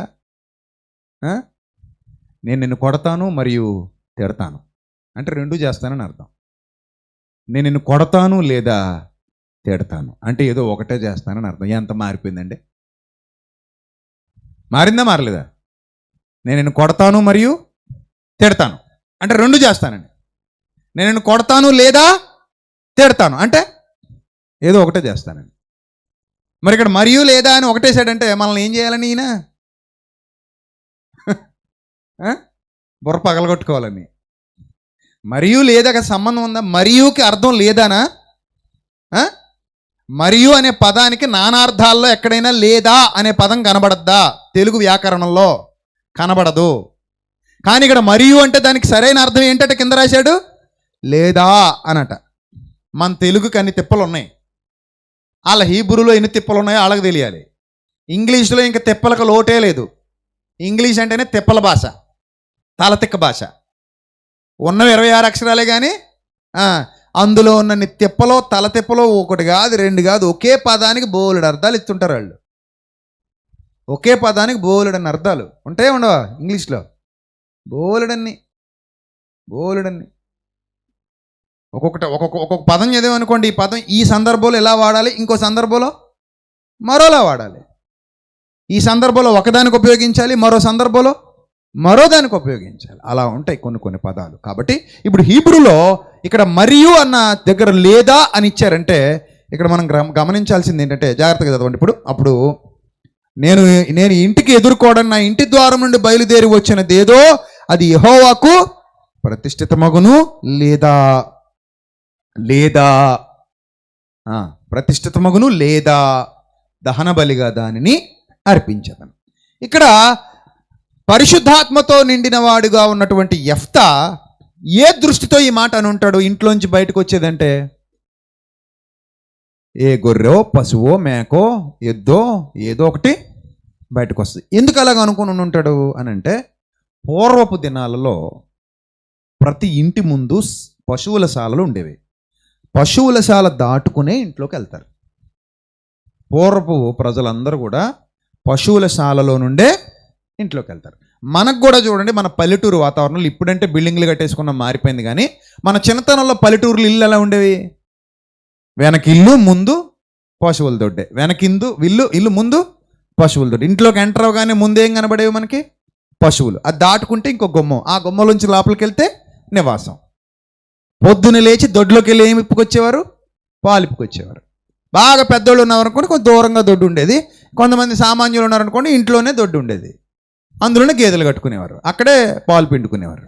సో వేళ్ళిళ్ళు కూడా అదే క్రమంలో ఉండేవి. కాబట్టి పశువులు ఏవైతే బయటకు వస్తాయో దాన్ని నా దేవునికి నేను ఎలా ఇస్తాను? బలిగా ఇస్తాను అని అనుకున్నాడు అనమాట. అని మొక్కుకొని వెళ్ళిపోయాడు. వెళ్ళిపోతే ఏమైంది? వారు సాగిపోయినప్పుడు యెహోవా అతని చేతికి వారిని అప్పగించను. కనుక అతడు వారిని అనగా అరోయేరు మొదలుకొని మిన్నీతుకు వచ్చే వరకు అబెల్కే రామీం వరకు 20 పట్టణాల వారిని నిశ్శేషముగా హతము చేసెను. అట్లా అమ్మోనీయులు ఇశ్రాయేలు ఎదుట నిలవకుండా అణిచివేయబడ్రి.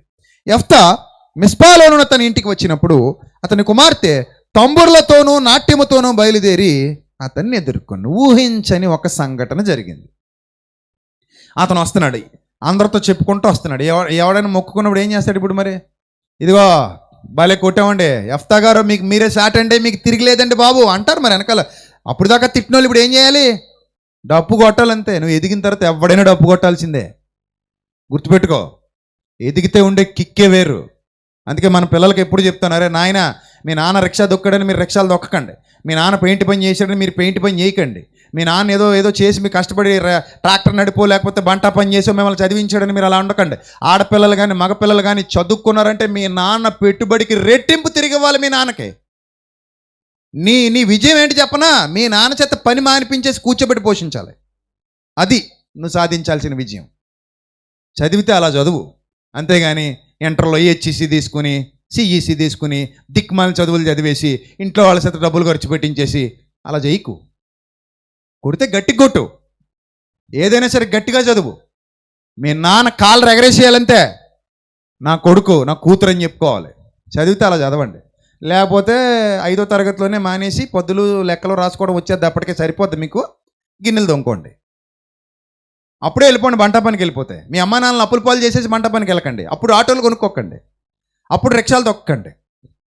సాధించాల్సిందేదో ఘనంగా సాధించేయండి.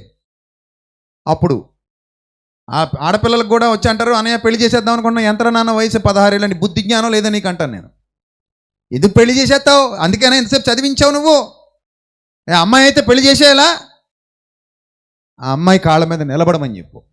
ఆ అమ్మాయి కాళ్ళ మీద అమ్మాయి నిలబడాలి. నా భయం ఏంటంటే రేపు పొద్దున నా చెల్లెమ్మకి ఎవడో పనికి మాలోడు తగలొచ్చు. దేవుడు నమ్ముకున్నాడు అని చేస్తుంటేనే పనికి మాలోళ్ళు తగులుతున్నారు. వాక్యం బోధించే వాళ్ళే పనికి మాలోళ్ళు ఆడపిల్లల్ని మోసం చేసిన వాళ్ళు ఉన్నారు. సో పనికి మాలోడు తగలొచ్చు. మరి అలాంటి పనికి మాలోడు తగిలినప్పుడు నీ కాళ్ళ మీద నువ్వు నిలబడాలా వద్దా? నిలబడాలా వద్దా? నిలబడాలి. అలా నిలబడాలంటే బాగా చదువుకో, గట్టి కొట్టు. రేపొద్దున మీ నాన్నకు కూడా బొవ్వెట్టే స్థాయికి ఎదగాలి చెల్లెమ్మ నువ్వు. మీ నాన్నకు కూడా నువ్వే భోజనం పెట్టాలి తమ్ముడు, గుర్తుపెట్టుకో. అంతేగాని మధ్యలో ఆపేసి నాన్న 20 రూపాయలు ఉన్నాయా ఇడ్లీ కొనుక్కుంటాను అనకూడదు. అప్పటికే మీ నాన్న ముసలోడు అయిపోతాడు పాపం. ఏదో నువ్వే సాయం చేయాలి తప్ప ముసలోడి మీద భారం వేయకూడదు. అర్థమైందా? సో ఎప్పుడు కూడా నువ్వు మంచి స్థితికి ఎదిగితే అది దేవునికి ఆనందమే, మనకే ఆనందమే, అందరికీ ఆనందమే. నువ్వు దేవుని పని చెయ్యి, అది మన బాధ్యత.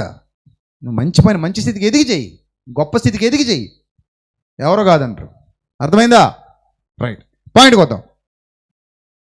అప్పుడు ఎదిగిన వాడుగా వస్తున్నాడు కాబట్టి వెనకనున్న వాళ్ళు డప్పు కొడతా ఉంటారు, పొగుడుతూ ఉంటారు, కీర్తిస్తూ ఉంటారు, తీసుకొస్తారు. అప్పుడు అంటాడు, ఏది బయటకు వస్తుంది? ఏది బయటకు వస్తుంది?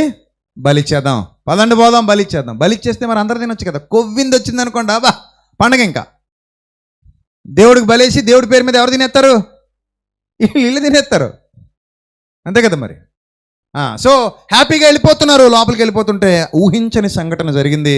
ఆయన కుమార్తె బయటకు వచ్చింది, తంబూరుతో సితార్తో నాట్యాలు ఆడుకుంటూ నాన్న అని వచ్చేసింది. సంతూరు మమ్మీ యాడ్లాగా బయటకు వచ్చేస్తలోకి ఏమైంది చూడండి. అయ్యో, ఆ తర్వాత ఇంకా ఆయన ఊహించిన సంఘటన జరిగేసరికి ఏమైందట?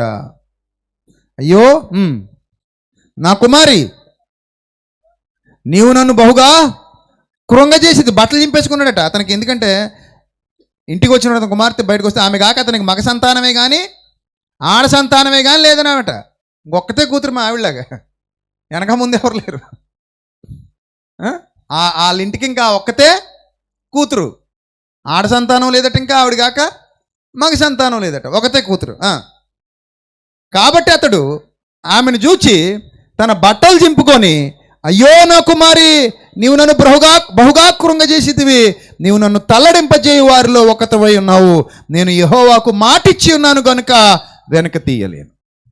ఏమిచ్చాడు మాట?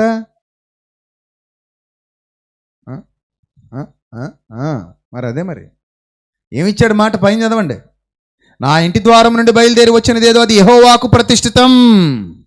నాజీరు అది యెహోవాకు ప్రతిష్ఠితం లేదా దహన బలి. యెహోవాకు ప్రతిష్ఠితం లేదా దహన బలి. రైట్. ఇప్పుడు ఏ చదవండి, కింద చదవండి.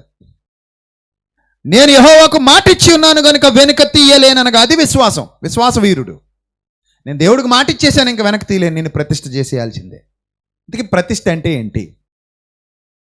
ప్రతిష్ఠ అంటే ఏంటి? ప్రతిష్ఠ చేయడం అంటే ఏంటి? యెహోవాకు ప్రతిష్ఠితం. ప్రతిష్ఠ చేయడం అంటే అర్థం ఏంటంటే, ఆమె ఇక జీవితాంతం వివాహం చేసుకోకుండా దేవుని కొరకు దేవుని సన్నిధిలో ఉండిపోవాల్సిందే. లైఫ్లో ఇక ఆమె వివాహ జీవితానికి పనికిరాదు, చేసుకోవటానికి వీలు లేదు. ఆమె నాజీరు చేయబడినట్టు లెక్క. ప్రతిష్ఠించేశారంటే యెహోవాది. ప్రతిష్ఠింపబడిన ప్రతిదీ ఎవరిది? దేవునిది. ఇక దేవుని కొరకు ప్రతిష్ఠింపబడిన వారిని ఎవరు తాకటానికి కానీ ఎవరు ముట్టుకోవడానికి కానీ వీలు లేదు. సో అలా యెహోవాకు ప్రతిష్ఠితం. ఆ తర్వాత చూడండి, ఆ తర్వాత చదవండి. ఆమె నా తండ్రి యెహోవాకు మాట ఇచ్చుంటివా, నీ నోట నుండి బయలుదేరిన మాట చొప్పున నాకు చెయ్యి. యెహోవా నీ శత్రువులైన అమ్మోనీయుల మీద పగ తీర్చుకుని ఉన్నాడని అతనితో నేను. అంటే ఈమె ఇంకా విశ్వాస వీరురాలు. నాన్న విశ్వాస వీరుడైతే కూతురు విశ్వాస వీరురాలు. ఇద్దరిద్దరు ఒకటే టైపు. అప్పుడు ఆమె కూడా అందట, ఏం పర్లేదు డాడీ, ఏమనుకుంటా చేయి డాడీ అందట. అప్పుడు జరిగింది ఏంటో చూడండి. మరియు అతడు ఆమె నా కొరకు చేయవలసినది ఏదనగా 2 నెలల వరకు నన్ను విడిచిపెట్టు, నేను నా చెలికత్తెలు పోయి కొండల మీద ఉండి నా కన్యాత్వము గురించి ప్రలాపించదమని తండ్రితో చెప్పగా. దేని గురించి ప్రలాపిస్తారట? ఏ కన్యాత్వం మాట ఎందుకు వచ్చింది ఇక్కడ ఇప్పుడు స్పెషల్గా? కన్యత్వం గురించి ఎందుకు ప్రలాపించాలి అంటే, ఇశ్రాయేలీలలో స్త్రీలలో కన్యత్వము, ఆ తర్వాత వివాహము, ఆ తర్వాత పిల్లలు, వారిని కూడా న్యాయాధిపతులుగా పెంచడం. ఇప్పుడు యెఫ్తా తర్వాత న్యాయాధిపతి ఎవరవుతారు? కుమార్తెకు వివాహం చేస్తే, ఆ కుమార్తె కొడుకు పుడితే యెఫ్తా సంతానం. ఎందుకంటే యెఫ్తాకి ఈ కూతురు తప్ప ఇంకెవరు లేరు. ఆడ సంతానం లేదు, ఇంకా మగ సంతానం లేదు. ఇంకా కావాలనుకుంటే ఈ కూతురుని కూడా న్యాయాధిపతిగా చేయొచ్చు. ఎందుకంటే దెబోరా అనే ఒక ఆవిడ ఉంది, ఆవిడ ప్రవక్తి, అట్ ద సేమ్ టైం న్యాయాధిపతి. సో ఈమె కూడా అయ్యే ఛాన్స్ ఉంటుంది. సో అలాంటి పరిస్థితుల్లో కన్యత్వం గురించి ఏడుస్తుందట. ఎందుకు కన్యత్వం గురించి ఏడుస్తుందంటే, ఇక నా జీవితానికి ఈ కన్యత్వం వలన ప్రయోజనం ఏమీ లేదు. నేను నీకు నువ్వు కన్న కలలు నెరవేర్చడానికి నేను ఉపయోగపడేదాన్ని కాదు. ఇక నేను ఇలా జీవితాంతం ఉండిపోవాల్సిందే. ఇక నేను ఇలా జీవితాంతం ప్రతిష్ఠితం అయిపోవాల్సిందే అని ఆమె కన్యత్వమును గూర్చి ఆమె ఏం చేస్తుందట? ప్రలాపిస్తుందట. చూడండి, కన్యత్వాన్ని గురించి ప్రలాపించిందట. కేవలం కన్యత్వం గురించే, ప్రాణం గురించి కాదు. అక్కడ కన్యత్వం గురించా ప్రాణం గురించా ప్రలాపించింది? కన్యత్వం గురించి మాత్రమే ప్రలాపించింది, ప్రాణం గురించి కాదు. రైట్. నెక్స్ట్. ఆ 2 నెలల అంతమున ఆమె తన తండ్రి వద్దకు తిరిగి రాగా అతడు తాను మొక్కుబడి చొప్పున ఆమెకు చేసెను. ఆమె పురుషునిక ఎరగనే లేదు. ఆయన చేశాడట, ఇక ఆమె పురుషుని ఎరగనే లేదు. ఆమె పురుషుని ఎరగనే లేదు అంటే దాని అర్థం ఏంటి? ఆమె జీవితాంతం ఎలా ఉండిపోయింది? ఇంకా ఆ కన్యగానే ఉండిపోయింది. పురుషుణ్ణి చూడడానికి కానీ పురుషుణ్ణి టచ్ చేయడానికి కానీ వీలు లేదు. ఇంకా పురుషుడి జోలికి వెళ్ళడానికి వీలేదు. అంటే ఆమె జీవితం ఇక ఒంటరిగా చివరి వరకు అలా ఉండిపోవాల్సిందే. ఏ సగటు ఆడపిల్ల తండ్రికైనా కలలు ఉంటాయో ఉండవా? కళ్ళు ఉంటాయి.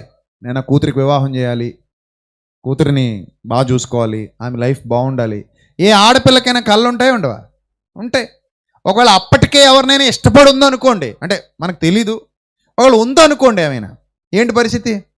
బావో మావో లేకపోతే ఎవరో సంథింగ్ ఉన్నాడు అనుకోండి, అప్పటికే ఆమె నేను పెరిగి పెద్ద అయ్యాక నేను మా నాన్న నొప్పించి ఈ అబ్బాయిని పెళ్లి చేసుకుంటే బాగుంటుందని అని అనుకుంది అనుకోండి కాసేపు. అలాంటి వాళ్ళ పరిస్థితి ఏంటి మరి? యాకోబు రాహేల్ని బాగా డీప్గా లవ్ చేశాడట. ఇప్పుడు యాకోబుని ప్రతిష్ఠించేస్తే ఏం చేస్తాడు? గుండె ఆగిపోద్ది అతనికి. ఎందుకంటే రాహేల్ లేకపోతే చచ్చిపోతాడు. 7 ఏళ్ళు కొలువు చేశాడు. 7 ఎంత 14 ఏళ్ళు చేశాడు పాపం. ఆవిడ కోసం 7 ఏళ్ళు, మళ్ళీ తర్వాత ఇంకొక 7 ఏళ్ళు, 14 ఏళ్ళు. అంటే ఎంత డీప్ ప్రేమ చూడండి మనోడిది, యాకోబు గారిది. పరదేశికి వెళ్ళాక డీటెయిల్స్ అడగండి. సో అంతగా మరి చేసినోడిని ఇప్పుడు లేదు బాబు నిన్ను ప్రతిష్ఠించేస్తున్నాం అంటే ఏమైపోతాడు? బెంగ పెట్టుకుంటాడా పెట్టుకోడా? ఇంకా మళ్ళీ జీవితంలో రాహేలు వంక చూడడానికి వీలు లేదు. అలా పురుషులకైనా స్త్రీలకు కూడా ఒకవేళ ఇష్టాలు ఉంటే ఉండొచ్చు. ఎవరినైనా చూసి ఈ అబ్బాయిని పెళ్లి చేసుకుంటే బాగుంటుందని అనుకుని ఉండొచ్చు, చెప్పలేం. ఇష్టపడి ఉండొచ్చు. అలాంటి సిచ్యువేషన్స్ ఏమైనా ఒకవేళ మీ జీవితంలో ఉండుంటే ఇప్పుడు జీవితాంతం అతనికి ఏమవ్వాలి? దూరం అవ్వాలి తప్ప పెళ్లి చేసుకునే ఛాన్స్ లేదు. కొంతమంది ఆడపిల్లలకు పిల్లలంటే ఇష్టం ఉంటుంది. నేను పెళ్లి చేసుకోవాలి, పిల్లల్ని కనాలి, అందరూ ముద్దుగా పెంచుకుంటున్నట్టు నేను కూడా పిల్లల్ని ముద్దుగా పెంచుకోవాలి, నా బాబు నా ఒళ్ళో ఆడుకోవాలి, నా పాప నా ఒళ్ళో ఆడుకోవాలని కలలు కంటూ ఉంటారు కొంతమంది ఆడపిల్లలు. ఒకవేళ అలాంటి కళలు ఏమైనా ఈ అమ్మాయికి ఉన్నాయి అనుకోండి, పిల్లల్ని కనాలి, పెంచాలి, వాళ్ళను నా గుండెలకు హత్తుకోవాలి, వాళ్ళతో సమయం గడపాలి, అలాంటి కళలు ఏమైనా ఉన్నాయి అనుకోండి కాసేపు. మరి ఆ కళలు నెరవేర్చుకునే అవకాశం ఉందా? లేదు. అవి కూడా కట్ అయిపోయినట్టే. అందుకని 2 నెలల పాటు తన కన్యత్వాన్ని గురించి ఏడ్చిందట, ప్రలాపించిందట. ఇశ్రాయేలీలో అదొక కట్టుబాటు. వాళ్ళు ఎవరైనా చనిపోతే ఎన్ని దినాలు ఏడుస్తారు? దాదాపు 40 దినాలు ఏడుస్తారు దగ్గర 40 దినాలు. ఇప్పుడు కాదులేండి, ఇప్పుడు మా అన్నాడే మర్చిపోతున్నారు. ఆ పూర్వపు ఆచారాలు వేరు. సో 40 దినాలు ఏడ్చేవారట. 40 దినాలు అంటే మాటలా? అలాగే ఈమె కూడా తన కన్యత్వం గురించి 2 నెలలు ఏడ్చింది. 2 నెలల తర్వాత ఏం చేశాడు? ప్రతిష్ఠించేశాడు.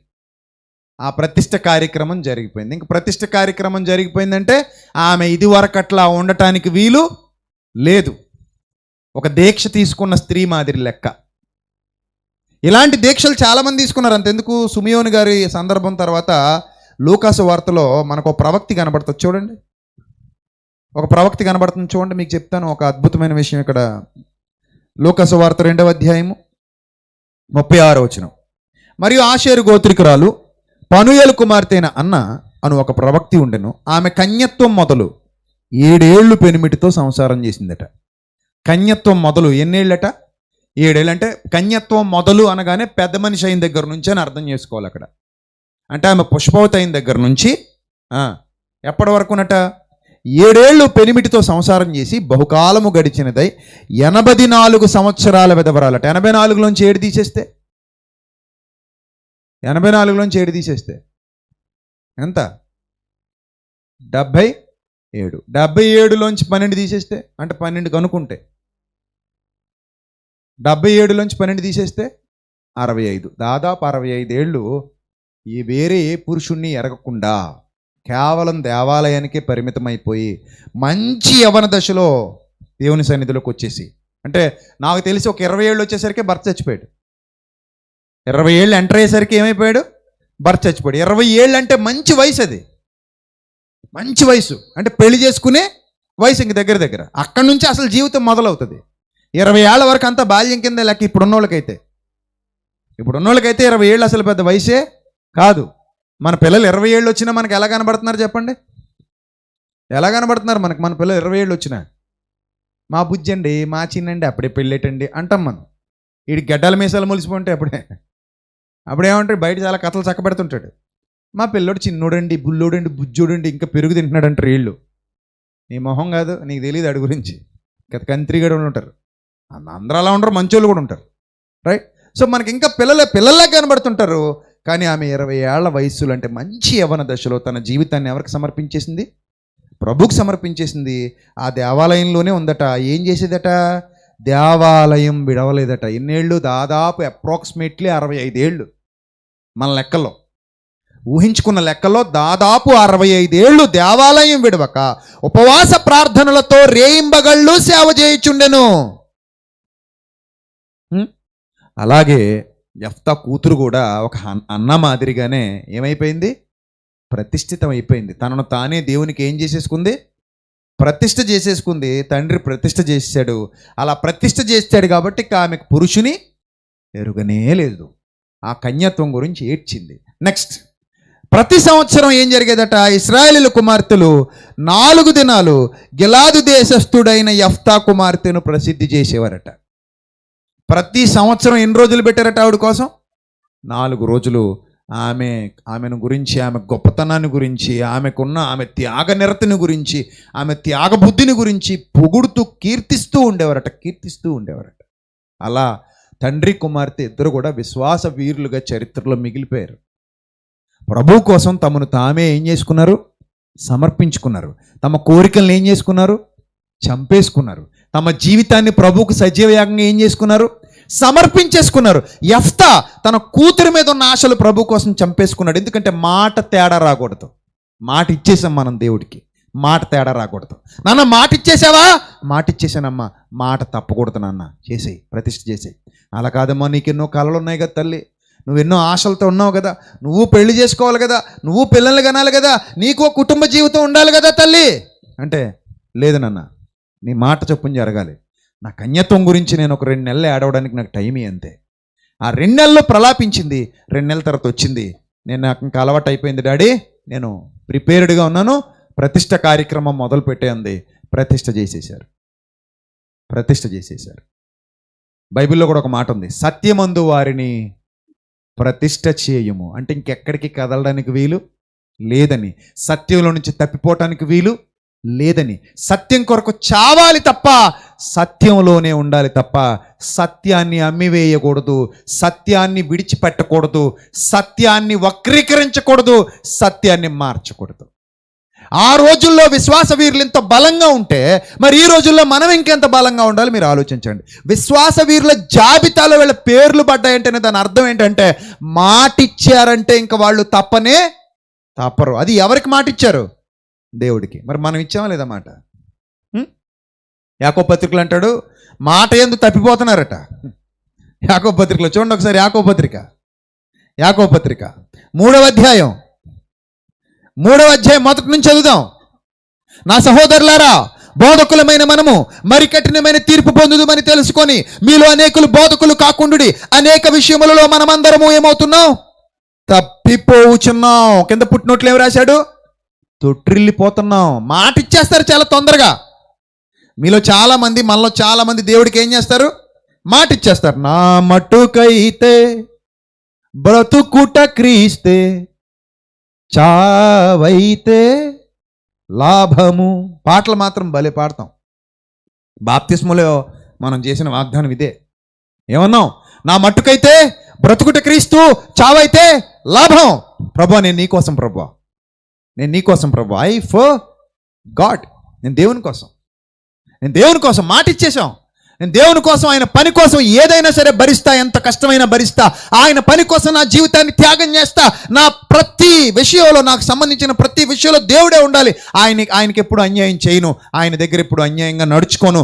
ఆయన మాట విషయంలో కానీ, ఆయన ధనం విషయంలో కానీ, ఆయన పని విషయంలో కానీ, ఆయన నాకు అప్పగించిన ప్రతి బాధ్యత విషయంలో నీతిగా ఉంటా, యథార్థంగా ఉంటా, మాట మీద నిలబడతా అని వాగ్దానం చేసిన ప్రతివాడు బాప్తిసం పొందినోడే. బాప్తిసం పొందిన ప్రతోడు అలా వాగ్దానం చేసినోడే.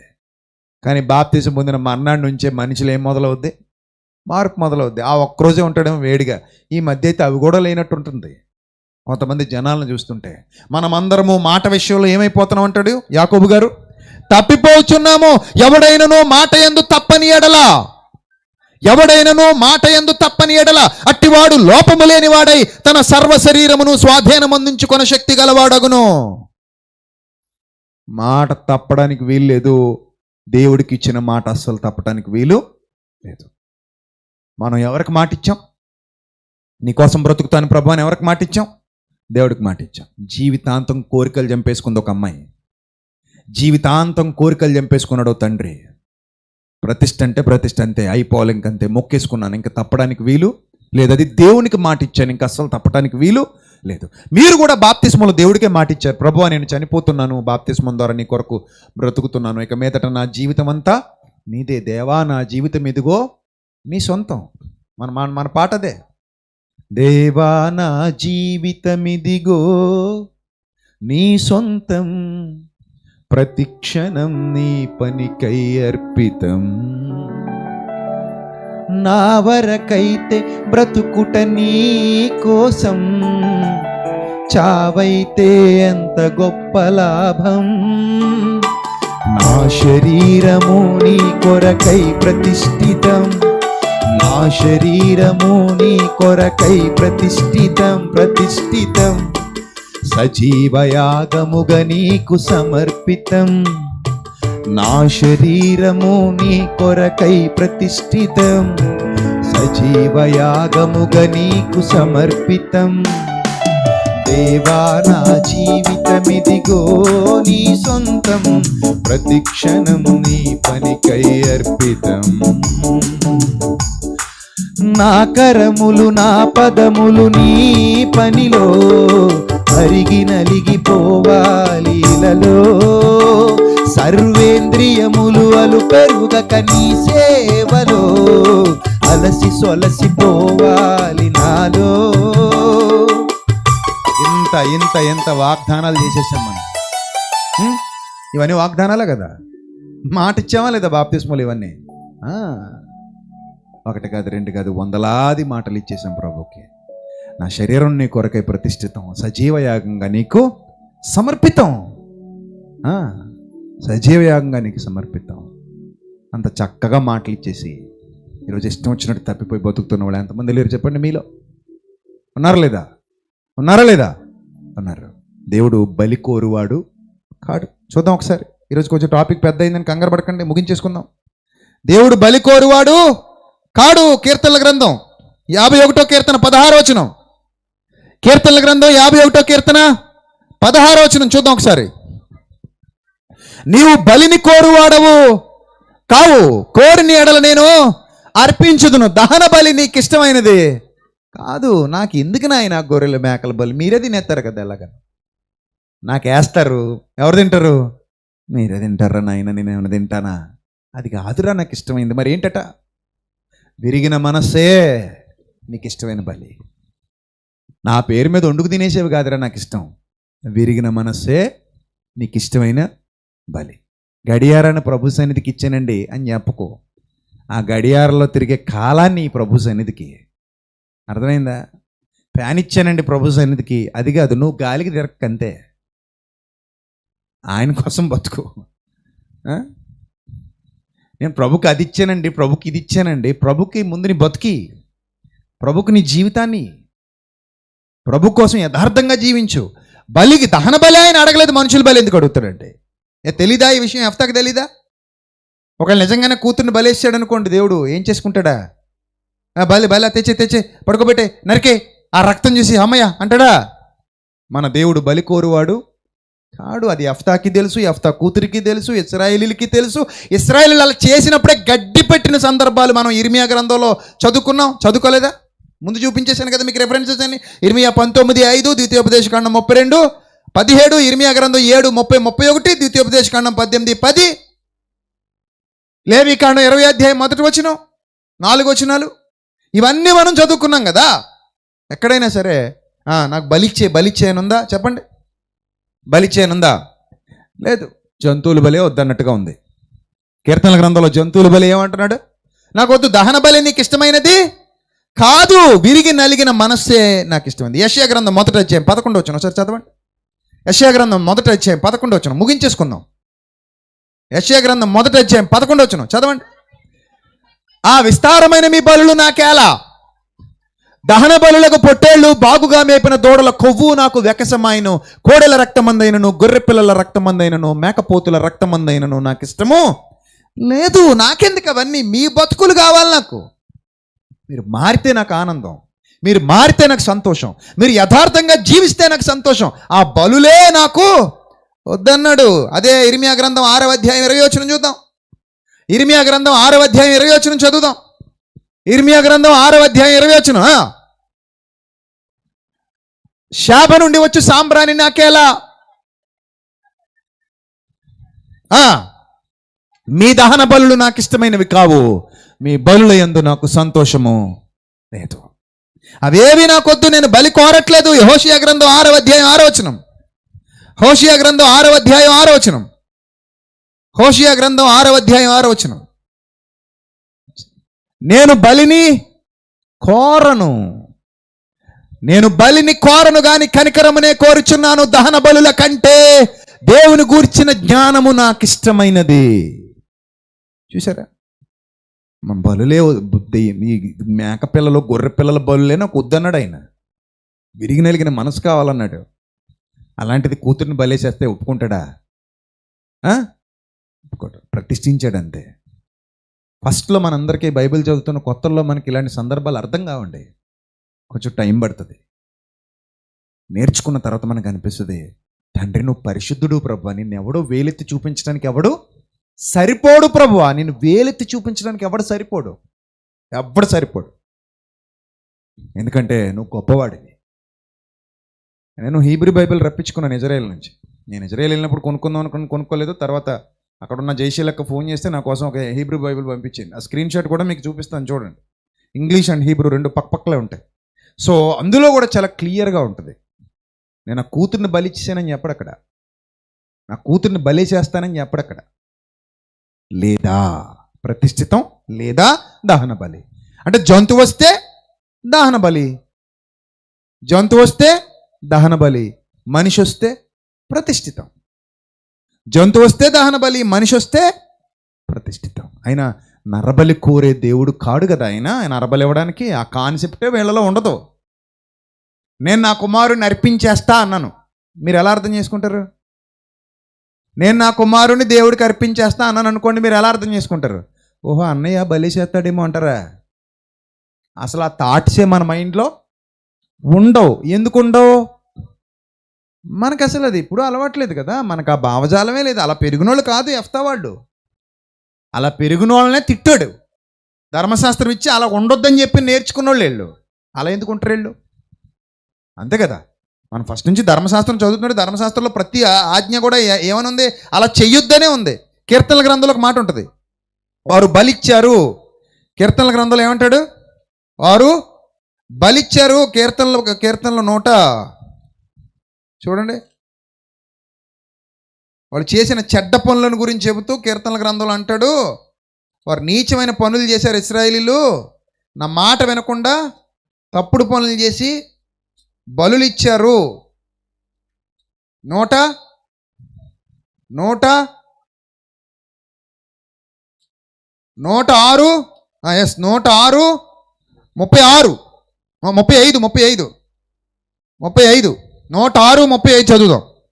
అన్యజనులతో సహవాసం చేసి వారి క్రియలు నేర్చుకున్నారట. వాళ్ళ క్రియలు ఏంటట? వారి విగ్రహములకు పూజ చేసిరి, అది వారికి ఉరియాయను. మరియు వారు తమ కుమారులను తమ కుమార్తెలను దయ్యములకు బలిగా అర్పించిరి. అన్యజనుల పనులు చేసినప్పుడే గడ్డి పెట్టాడు. ఒప్పుకున్నాడా? దీన్ని ఒప్పుకోలేదా? తిట్టాడా? ఒప్పుకున్నాడా? చెప్పండి. ఇక్కడ తిట్టాడు. తర్వాత నిరపరాధ రక్తం అనగా తమ కుమారుల రక్తం తమ కుమార్తెల రక్తం ఒలికించిరి, కనాను దేశపు వారి బొమ్మలకు వారిని బలిగా అర్పించిరి. ఆ రక్తం వలన దేశం అపవిత్రమైన, తమ క్రియల వలన వారు అపవిత్రులైరి. అందుకు నా కోపం ఆ ప్రజల మీద రగులుకుంది అన్నాడు. ఇంతలా వ్యతిరేకించునుడు యెఫ్తా కూతుర్ని బలేసేస్తానంటే ఏసే అంటాడా? నా దేవుని మనసు అది కాదు. నా దేవుడు ఏమై ఉన్నాడంటే ప్రేమ అయి ఉన్నాడు. ఆయన రుచి చూచి తెలుసుకుంటే యెహోవా ప్రేమ. యెహోవా అంటే ఉత్తముడు, పరిశుద్ధుడు, యథార్థవంతుడు, నీతిమంతుడు, పాపాన్ని ప్రోత్సహించేవాడు కాడు, పాపం చేయించేవాడు కాదు. కాబట్టి వాళ్ళు ప్రతిష్ఠ చేసుకున్నారు, జీవితం అంతా ఉండిపోయారు, దేవుని కోసం ఉండిపోయారు. అమ్మాయిలు అబ్బాయిలు లేచి నిలబడండి అయ్యా. పెళ్లిగాని అమ్మాయిలు పెళ్లిగాని అబ్బాయిలు లేచి నిలబడాలి. ఫైనల్ ముగించేస్తున్నాను, భోజనానికి వెళ్ళిపోదాం. పెళ్లిగాని అమ్మాయిలు పెళ్లిగాని అబ్బాయిలు లేచి నిలబడాలి. మొత్తం తిప్పండి కెమెరాల టైప్కి. పెళ్లిగాని అమ్మాయిలు పెళ్లిగాని అబ్బాయిలు అందరు లేచి నిలబడాలి. గట్టిగానే ఉన్నారు. ఇటు పక్కన కూడా ఉన్నారు కొయ్యరోళ్ళు. పెళ్లిగాని అమ్మాయిలు పెళ్లిగాని అబ్బాయిలు కదా, చాలామంది ఉన్నారు కదా. నాకు పెళ్లి చేసుకునే ఉద్దేశం లేదండి, అస్సలు చేసుకోనండి అన్నోళ్ళు మాత్రం అలాగే నిలబడండి, మిగిలిన వాళ్ళు కూర్చోండి.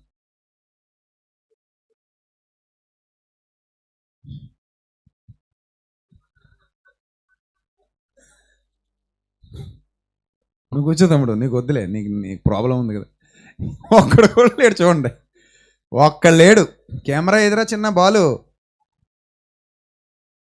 అక్కడ నుంచి తీసాడా, చూపించాడా, నాకు స్క్రీన్ మీద కనబడలేదు. మళ్ళీ నిలబడంటారు అందరూ.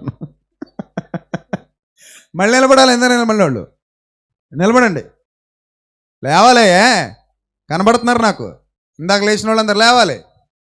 అదిగో సెంటర్లో వాళ్ళు, ఈ పక్కన ఉన్నవాళ్ళు. పెళ్ళి అవ్వదని చెప్పించేస్తాను మరి. అది లేకపోతే మీ పెళ్ళిళ్ళకి రాను ఇంకా. అది ఇస్రాయేల్ కూతురు ఇందాక లేచింది, ఇప్పుడు లేవాలి. వేషాలు వేస్తున్నారు ఏంటి, లేవండి. అది ఇంకెవరు ఏమన్నా ఇందాక మీ పక్కన లేచి ఇప్పుడు లేవలేని వాళ్ళు ఎవరుంటే లేపేయండి బలవంతంగా.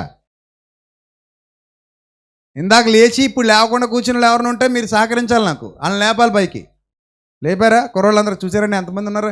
పెళ్ళంటే పడి చచ్చిపోతున్నారు వీళ్ళు. సో ఇందాక వీళ్ళందరూ లేచారు, ఇప్పుడు కూడా లేచారు. Very good, right. ఇప్పుడు పెళ్లి చేసుకునే ఉద్దేశం ఉన్న వాళ్ళందరూ కూర్చోండి ఇప్పుడు. అదనమాట. ఎంత ఇష్టం పెళ్ళి అంటే వీళ్ళకి. ఎంత ఇష్టం కదా మరి పెళ్ళి అంటే. మరి ఆ అమ్మాయికి పెళ్ళి లేకుండా చేసేస్తే మరి 2 నెలలు ఏడ్చిందంటే రైటా రాంగా చెప్పండి. 2 నెలలు ఏడ్చిందంటే రైటా రాంగా? రైటేనా? మన అందరికీ పెళ్ళి అంటే అంత ఇష్టం. పెళ్ళి కావాలి మనకి, ఎందుకంటే బతకలేం పెళ్ళి లేకపోతే. పెళ్ళి అనేది 2 విధాలుగా ఉపయోగం. ఒకటి, శరీరంలో పుట్టే కోరికలు, అవి దేవుడు పెట్టినవి. ఆ దేవుడు పెట్టిన ప్రతి కోరిక న్యాయబద్ధంగా తీర్చుకోవడానికి పెళ్ళి ఒకటి. రెండోది, జీవితాంతం ప్రేమ, ఆప్యాయత, అనురాగం పంచుతూ మనతో పాటు కలిసి బ్రతకటానికి ఒక మనిషి తోడు కావాలి, దానికి పెళ్ళి కావాలి. ఇక మూడోది, దేవుని కలలు పండించడానికి పెళ్ళి అంటే దేహములు వేరైన పాట విన్నాం కదా, ఆ పాట ప్రకారంగా పెళ్ళి కావాలి. నాలుగోది, గర్భఫలం యెహోవా ఇచ్చే బహుమానం, వాళ్ళని దేవుని కొరకు పెంచడానికి పెళ్ళి కావాలి. అమ్మ జీవితాంతం మనకు వండి పెట్టదుగా, మనకు వండి పెట్టడానికి ఒక అమ్మలాంటి తోడు కావాలి. నాన్న జీవితాంతం మనల్ని పోషించడుగా, మనల్ని పోషించడానికి ఒక నాన్నలాంటి తోడు కావాలి. ఆయన దేవుడు ఏర్పాటు చేసిన నియమం, వివాహం అన్ని విషయములలో ఘనమైనది గాను, పానుపు నిష్కల్మషమైనది గాను ఉండాలి. ఇక్కడ ఉన్న అక్క చెల్లెములందరూ పెళ్లి కోసం అంత ఇంట్రెస్ట్గా ఉంటే, పెళ్లి చేసుకుంటాను అన్నయ్య అని నిర్మోహమాటంగా నిసిగ్గుగా వీళ్ళే చెప్పేస్తుంటే తప్పులేదు కదా, చెప్పొచ్చు, తప్పేం లేదు. వీళ్ళే చెప్తుంటే మరి యెఫ్తా కూతురికి మీకున్న కళలు యెఫ్తా కూతురికి ఉండవా? మీకున్న ఆశలు జీవితం మీద యెఫ్తా కూతురికి ఉండవా? మీరు సంతోషించినట్టు యెఫ్తా కూతురు సంతోషించకూడదా? సంతోషించాలిగా. ఇప్పుడు మీ నాన్న, ఇప్పుడు ఇక్కడ ఇంతమంది పిల్లలు లేచారు కదా, వాళ్ళ తండ్రులందరూ ఇక్కడే ఉన్నారుగా, ఉన్నారు లేరా? ఉన్నారా? నేను మా అమ్మాయికి అసలు పెళ్లి చేయనండి అని ఎవడని అంటాడా? ముందే చేసేస్తాడు. ఎందుకంటే బరువు వదిలిపోద్దండి బాబు, తలపోటు అంటాడు. ఎక్కువ మంది, కొంతమంది తల్లిదండ్రులు వదిలించేసుకోవడానికి కూడా పెళ్ళిళ్ళు చేసేవాళ్ళు ఉన్నారు, మహానుభావులు. ఏదో దెబ్బతో వదిలిపోద్దండి అన్నట్టు. పాపం అలా ఆడపిల్లలు ఎంత బాధలు పడుతున్నారో వీళ్ళ కంగారు పెళ్ళిళ్ళకి. ఏదో ఈరోజు చెయ్యకపోతే చచ్చిపోతారు అన్నట్టు చేసేస్తారు పెళ్ళిళ్ళు. ఆడు పనికిమాలోడు తెలియదు, దుర్మార్గుడు తెలియదు, ఏమి తెలియదు. ఆలోచించారు, ఇంకేదో బరువు వదిలిపోద్దండి, బరువు వదిలిపోద్ది, ముసలోని అయిపోతున్నాను, ఆ తర్వాత చేయలేనేమో అన్నట్టు చేసేస్తారు. నువ్వు ముసలోడు అయిపోయి నువ్వు చచ్చిపోతే చచ్చిపో, ఒక పనికిమాలోడు చేతిలో పెడితే నీ కూతురు రోజు చచ్చిపోద్ది, నువ్వు ఒకసారి చచ్చిపోతావు. భయంకరుడు చేతిలో పెట్టి చచ్చిపోయావు అనుకో, ఆవిడ రోజు చచ్చిపోద్ది అమ్మాయి. అలాంటి వాళ్ళు కూడా ఉన్నారు సమాజంలో. కాబట్టి కంగారు పడకూడదు పెళ్ళిళ్ళకి. లేస్తే లేచారు కానీ తొందరపడకండి. జీవితంలో స్థిరపడ్డాక, మీ కాళ్ళ మీద మీరు నిలబడ్డాక, మీ అమ్మా నాన్నకు కూడా అన్నం పెట్టగలిగే స్థాయి నీకు వచ్చిందని తెలిసాక, అప్పుడు వివాహానికి ఇంట్రెస్ట్ చూపించండి. అది కూడా నన్ను అడిగితే ముందే అన్ని రకాల రక్త పరీక్షలు చేయించుకోండి. ఎవరికి? పెళ్లి కొడుకైనా పెళ్లి కూతురికైనా పర్లేదు. ముందు బ్లడ్ రిపోర్ట్లు ఇమ్మని అడగండి, హెల్త్ రిపోర్ట్లు ఇమ్మని అడగండి. అన్ని ఇచ్చాక అప్పుడు చేసుకోండి. ఎందుకంటే కొంతమంది నపుంసకులు కూడా ఈ మధ్యలో ఏం చేసుకుంటున్నారు, పెళ్ళిళ్ళు చేసేసుకుంటున్నారు. ఆడు సంసారానికి పరికినాడు కానీ పెళ్లి చేసేసుకుంటాడు. ఆ తర్వాత మీ జీవితం నరకమే. సో అలాంటి వాళ్ళు కూడా ఉంటున్నారు. సో కాబట్టి లైఫ్ మీద అందరికీ ఇంత ఇంట్రెస్ట్ ఉన్నప్పుడు, అందరూ బాగుండాలని కోరుకుంటున్నప్పుడు, అందరూ సంతోషంగా, అందరూ ఆనందంగా ఉండాలని కోరుకుంటున్నప్పుడు, మరి యెఫ్తా గారు కూడా అలాంటి కోరికలు ఉంటాయండి చెప్పండి. వాళ్ళకి ఉంటాయని, కానీ చంపేసుకున్నారండి. ప్రభు కోసం మాట ఇచ్చారు. వాళ్ళే పెద్దోళ్ళే మాట తప్పితే ఇశ్రాయేలీయులు ముందే ఏం చేస్తారు? మాట తప్పుతారన్న భయంతో ఇంక వాళ్ళు జీవితాంతం ప్రభు సేవలో అలా ఉండిపోయారు. ఈరోజు పరదేశంలో హ్యాపీగా ఆనందిస్తున్నారు. ఒకవేళ పెళ్లి చేసుకున్నా చేసుకోకపోయినా వాళ్ళ విశ్వాసమే వాళ్ళ పరలోకానికి తీసుకెళ్తుంది. కానీ ఆమె అలా ఉండిపోయింది, ప్రతిష్ఠించుకుంది. అతను కూడా కూతురిని ప్రతిష్ఠ చేశాడు, మాట ఇచ్చాడు కాబట్టి. మాట తప్పలేదు. మనం కూడా బాప్తిస్మలో ప్రభువా మేము నీ కోసం ప్రతిష్ఠించుకున్నాం అని మాట ఇచ్చాం. ఎంతమంది ఇచ్చారు మాట? బ్యాప్టిజం పొందిన వాళ్ళు అందరూ చేయొద్దండి ఇప్పుడు గట్టిగా పైకి. అది బ్యాప్టిజం పొందిన వాళ్ళు అందరూ, మీరందరూ బ్యాప్టిజం పొందిన వాళ్ళే కదా. అంటే మీరందరూ కూడా దేవుడికి ఏమి ఇచ్చారు? మాట ఇచ్చారు. ఏమని మాట ఇచ్చారు? నా మట్టుకైతే బ్రతుకుడు క్రీస్తు, చావైతే లాభం అని మాట ఇచ్చారు. మరి మాట మీద నిలబడ్డారా? నిలబడుతున్నారా? యెఫ్తా కూతురు యెఫ్తా మనకి పాఠాలు నేర్పుతున్నారు ఈరోజు నిలబడి. అరే మేము మాట మీద నిలబడి పరదేశంలో ఉన్నాం, మీరు కూడా మాట మీద నిలబడి పరదేశకు వచ్చేయండి రా అంటున్నారు. కాబట్టి మీరు కూడా మాట మీద నిలబడండి. పరదేశంలో అందరం నిత్య జీవంలో యుగయుగాలు తండ్రితో కూడా ఆనందిద్దాం. అలాంటి ధన్యత దేవుడు మీ అందరికీ అనుగ్రహించాలని ఈ సుదీర్ఘ పాఠాన్ని ఇక్కడితో ముగిస్తున్నాను. నాకు నీరసం వచ్చింది, మీకు ఆకలేస్తుంది. దాదాపు ఎన్ని గంటలు తీసుకున్నాను నేను? 8:40 ఎప్పుడు తీసుకున్నాను? 8:30 మరి అంతేనా? అంతే, 8:30 దాటాక తీసుకున్నాను. దగ్గర 10:30 అయింది. 2 గంటల పాటు మీతో మాట్లాడుతూ ఉన్నాను. నాకు ఒక్కోసారి సబ్జెక్ట్ని బట్టి టైం తెలియదు. ఒకసారి 40 నిమిషాలకే ముగించేస్తాను, ఒక్కోసారి ఇలా 2 గంటలు వెళ్ళిపోతుంటుంది. సో 2 గంటలు వెళ్ళిపోయినా మంచి సబ్జెక్ట్ విన్నారు కదా. ఆకలి అవుతుందా మరి? మామూలు ఆకలి, ఈ ఆకలి తీరిపోయింది ఇంక చాలు. మళ్ళీ పొద్దునే మామూలు ఆకలి అవుతుంది కదా శరీరానికి. అవుతుందా? అవట్లేదా? అవట్లే. భోజనాలు పెట్టకండి ఇంకా, పొద్దున్న టిఫిన్ చేసి తినేద్దాం. రైట్. రేపు సోదరులు జాన్వేసిలి గారు కూడా రాబోతున్నారు. రేపు ఇంకా పెద్ద పెద్ద దైవజనులు అందరూ వస్తారు. చక్కగా వాక్యాన్ని నేర్చుకుందాం, అందరం కూడా ప్రభువులో బలపడదాం. సో రేపు కూడా మీరు తప్పకుండా వచ్చేయండి, అందరిని వెంట పెట్టుకుని వచ్చేయండి. రాత్రి వేళల్లో కొంతమంది లేటుగా వస్తున్నారు, దయచేసి లేటుగా రాకండి. రేపు చాలామంది నాయకులు కూడా రాబోతున్నారు కనుక మనకు ప్రోగ్రామ్ డిలే కాకుండా స్పీడ్గా రన్ చేసుకుందాం. అలాంటి ధన్యత దేవుడు మనందరికీ అనుగ్రహించాలని మీ అనుదిన ప్రార్థనలో జ్ఞాపకం చేసుకోండి. అలాగే పరిసరాలు శుభ్రంగా ఉంచండి. రేపు పొద్దున మళ్ళీ మనకి ఈ కళ్యాణ మండపం ఇవ్వాలి. అంతే తప్ప మీరు పనికిమాలిన వాళ్ళు శుభ్రంగా ఉంచారని ఇవ్వడం మానేయకూడదు. అంటే మీరు దేవుని పనికి ఏం కాకూడదు, ఆటంకం కాకూడదు, సపోర్ట్గా నిలబడండి. మనంతా కుటుంబం ఎంత మంచి పాఠాలు నేర్చుకుంటున్నాం చెప్పండి. సహకరించిన పిల్లలు విదేశాల్లో ఉండి లైవ్లో చూస్తున్నారు మా అక్క చెల్లెమ్మలు చాలామంది. వాళ్ళు అక్కడ పొంగిపోతున్నారు సెమినార్ చూసి. ఎందుకంటే మీరు తింటున్న భోజనంలో వాటా వాళ్ళకు కూడా ఉంది. 50 రూపాయలకి అన్నీ రావు, ఆ సంగతి మీకు తెలుసు. అందులో వాటా వాళ్ళకు కూడా ఉంది. ఇక్కడ ఉన్న చాలామందికి ఉంది. కేవలం భోజనమే అనుకోకండి సెమినార్ అంటే. ఇదిగో ఇవి ఇవి ఇవి ఇవి ఇవి వాళ్ళు వీళ్ళందరూ జరుగుతున్న కార్యక్రమాలు అన్నీ అన్నీ అన్నీ ఎవ్రీథింగ్ ఎందులోకి వస్తాయి? ఈ కళ్యాణ మండపంతో సహా, ఈ వెనకనున్న ఈ కెమెరాలతో సహా, ఈ స్క్రీన్లతో సహా, కూలర్లతో సహా, కుర్చీలతో సహా, ఆ మొక్కలతో సహా మొత్తం అన్నీ ఎందులోకి వస్తాయి చెప్పండి? మీరు కూర్చున్న కుర్చీతో సహా ఎందులోకి వస్తాయి? సెమినార్లోకి వస్తాయి. కాబట్టి సెమినార్ అంటే భోజనం ఒకటే అనుకోకండి సుమా, అది చిన్నది. సెమినార్లో భోజనం అనేది చాలా చిన్నది, స్మాల్ పార్ట్, చాలా తక్కువ ఖర్చు దానికి, ఇంకా మిగిలిన వాటితో పోల్చుకుంటే. దానికంటే ఎక్కువ ఖర్చులు ఒకటి చాలా ఉన్నాయి. ఏదేమైనా మీ అందరి కష్టార్జితంతో, అనేక మంది అక్క చెల్లెమ్మలు అన్నదమ్ముల కష్టార్జితంతో, వాళ్ళ శ్రమతో, వాళ్ళ పెట్టుబడితో ఇంత చక్కటి దైవ కార్యక్రమం జరుగుతోంది. ప్రభువును మహిమపరిచే దేవుని వాక్యం వినబడుతోంది. ఇక్కడ మన మహిమ కొరకు కాదు, ఆయన మహిమ కొరకు. ఈ ప్రసంగం ద్వారా కూడా మీలో చాలా మంది బలపడ్డారని నేను బలంగా నమ్ముతున్నాను. కాబట్టి దేవాది దేవునికి యుగయుగములు మనందరి ద్వారా మహిమ కలుగునుగాక. ఆమెన్. తలలు వంచండి, ప్రార్థన చేసుకుందాం. సకల ఆశీర్వాదములకు కారణభూతుడైన మా కన్న తండ్రి, సర్వకృపానిధి, మీ పవిత్ర నామానికి, మీ పరిశుద్ధ నామానికి హృదయపూర్వకంగా కృతజ్ఞతాస్తుతులు చెల్లిస్తున్నాను తండ్రి. మీ బిడ్డలను బలపరచండి, మీ కృపలో భద్రపరచండి, జ్ఞానం ఇవ్వండి, వివేకం ఇవ్వండి. మీ సన్నిధి కాంతి మీ బిడ్డలందరి మీద ప్రకాశింపచేయండి. మీ సన్నిధాన వర్తనలుగా నిలువబెట్టి నడిపించమని ఘనత మహిమ ప్రభావములు మీకే చెల్లిస్తూ నేటి వరకు ఈ 2 దినాలు కూడా ఎంతో ఘనంగా, ఎంతో మహిమకరంగా మీ నామానికి జరిగించినందుకు కృతజ్ఞతాస్తుతులు చెల్లిస్తూ మీ బిడ్డలందరినీ దీవించి ఆశీర్వదించమని ప్రాధేయపడుతూ క్రీస్తు వారి శ్రేష్టమైన నామంలో ఈ ప్రార్థన మనవులు అడుగుచున్నాం మా కన్న తండ్రి. ఆమెన్.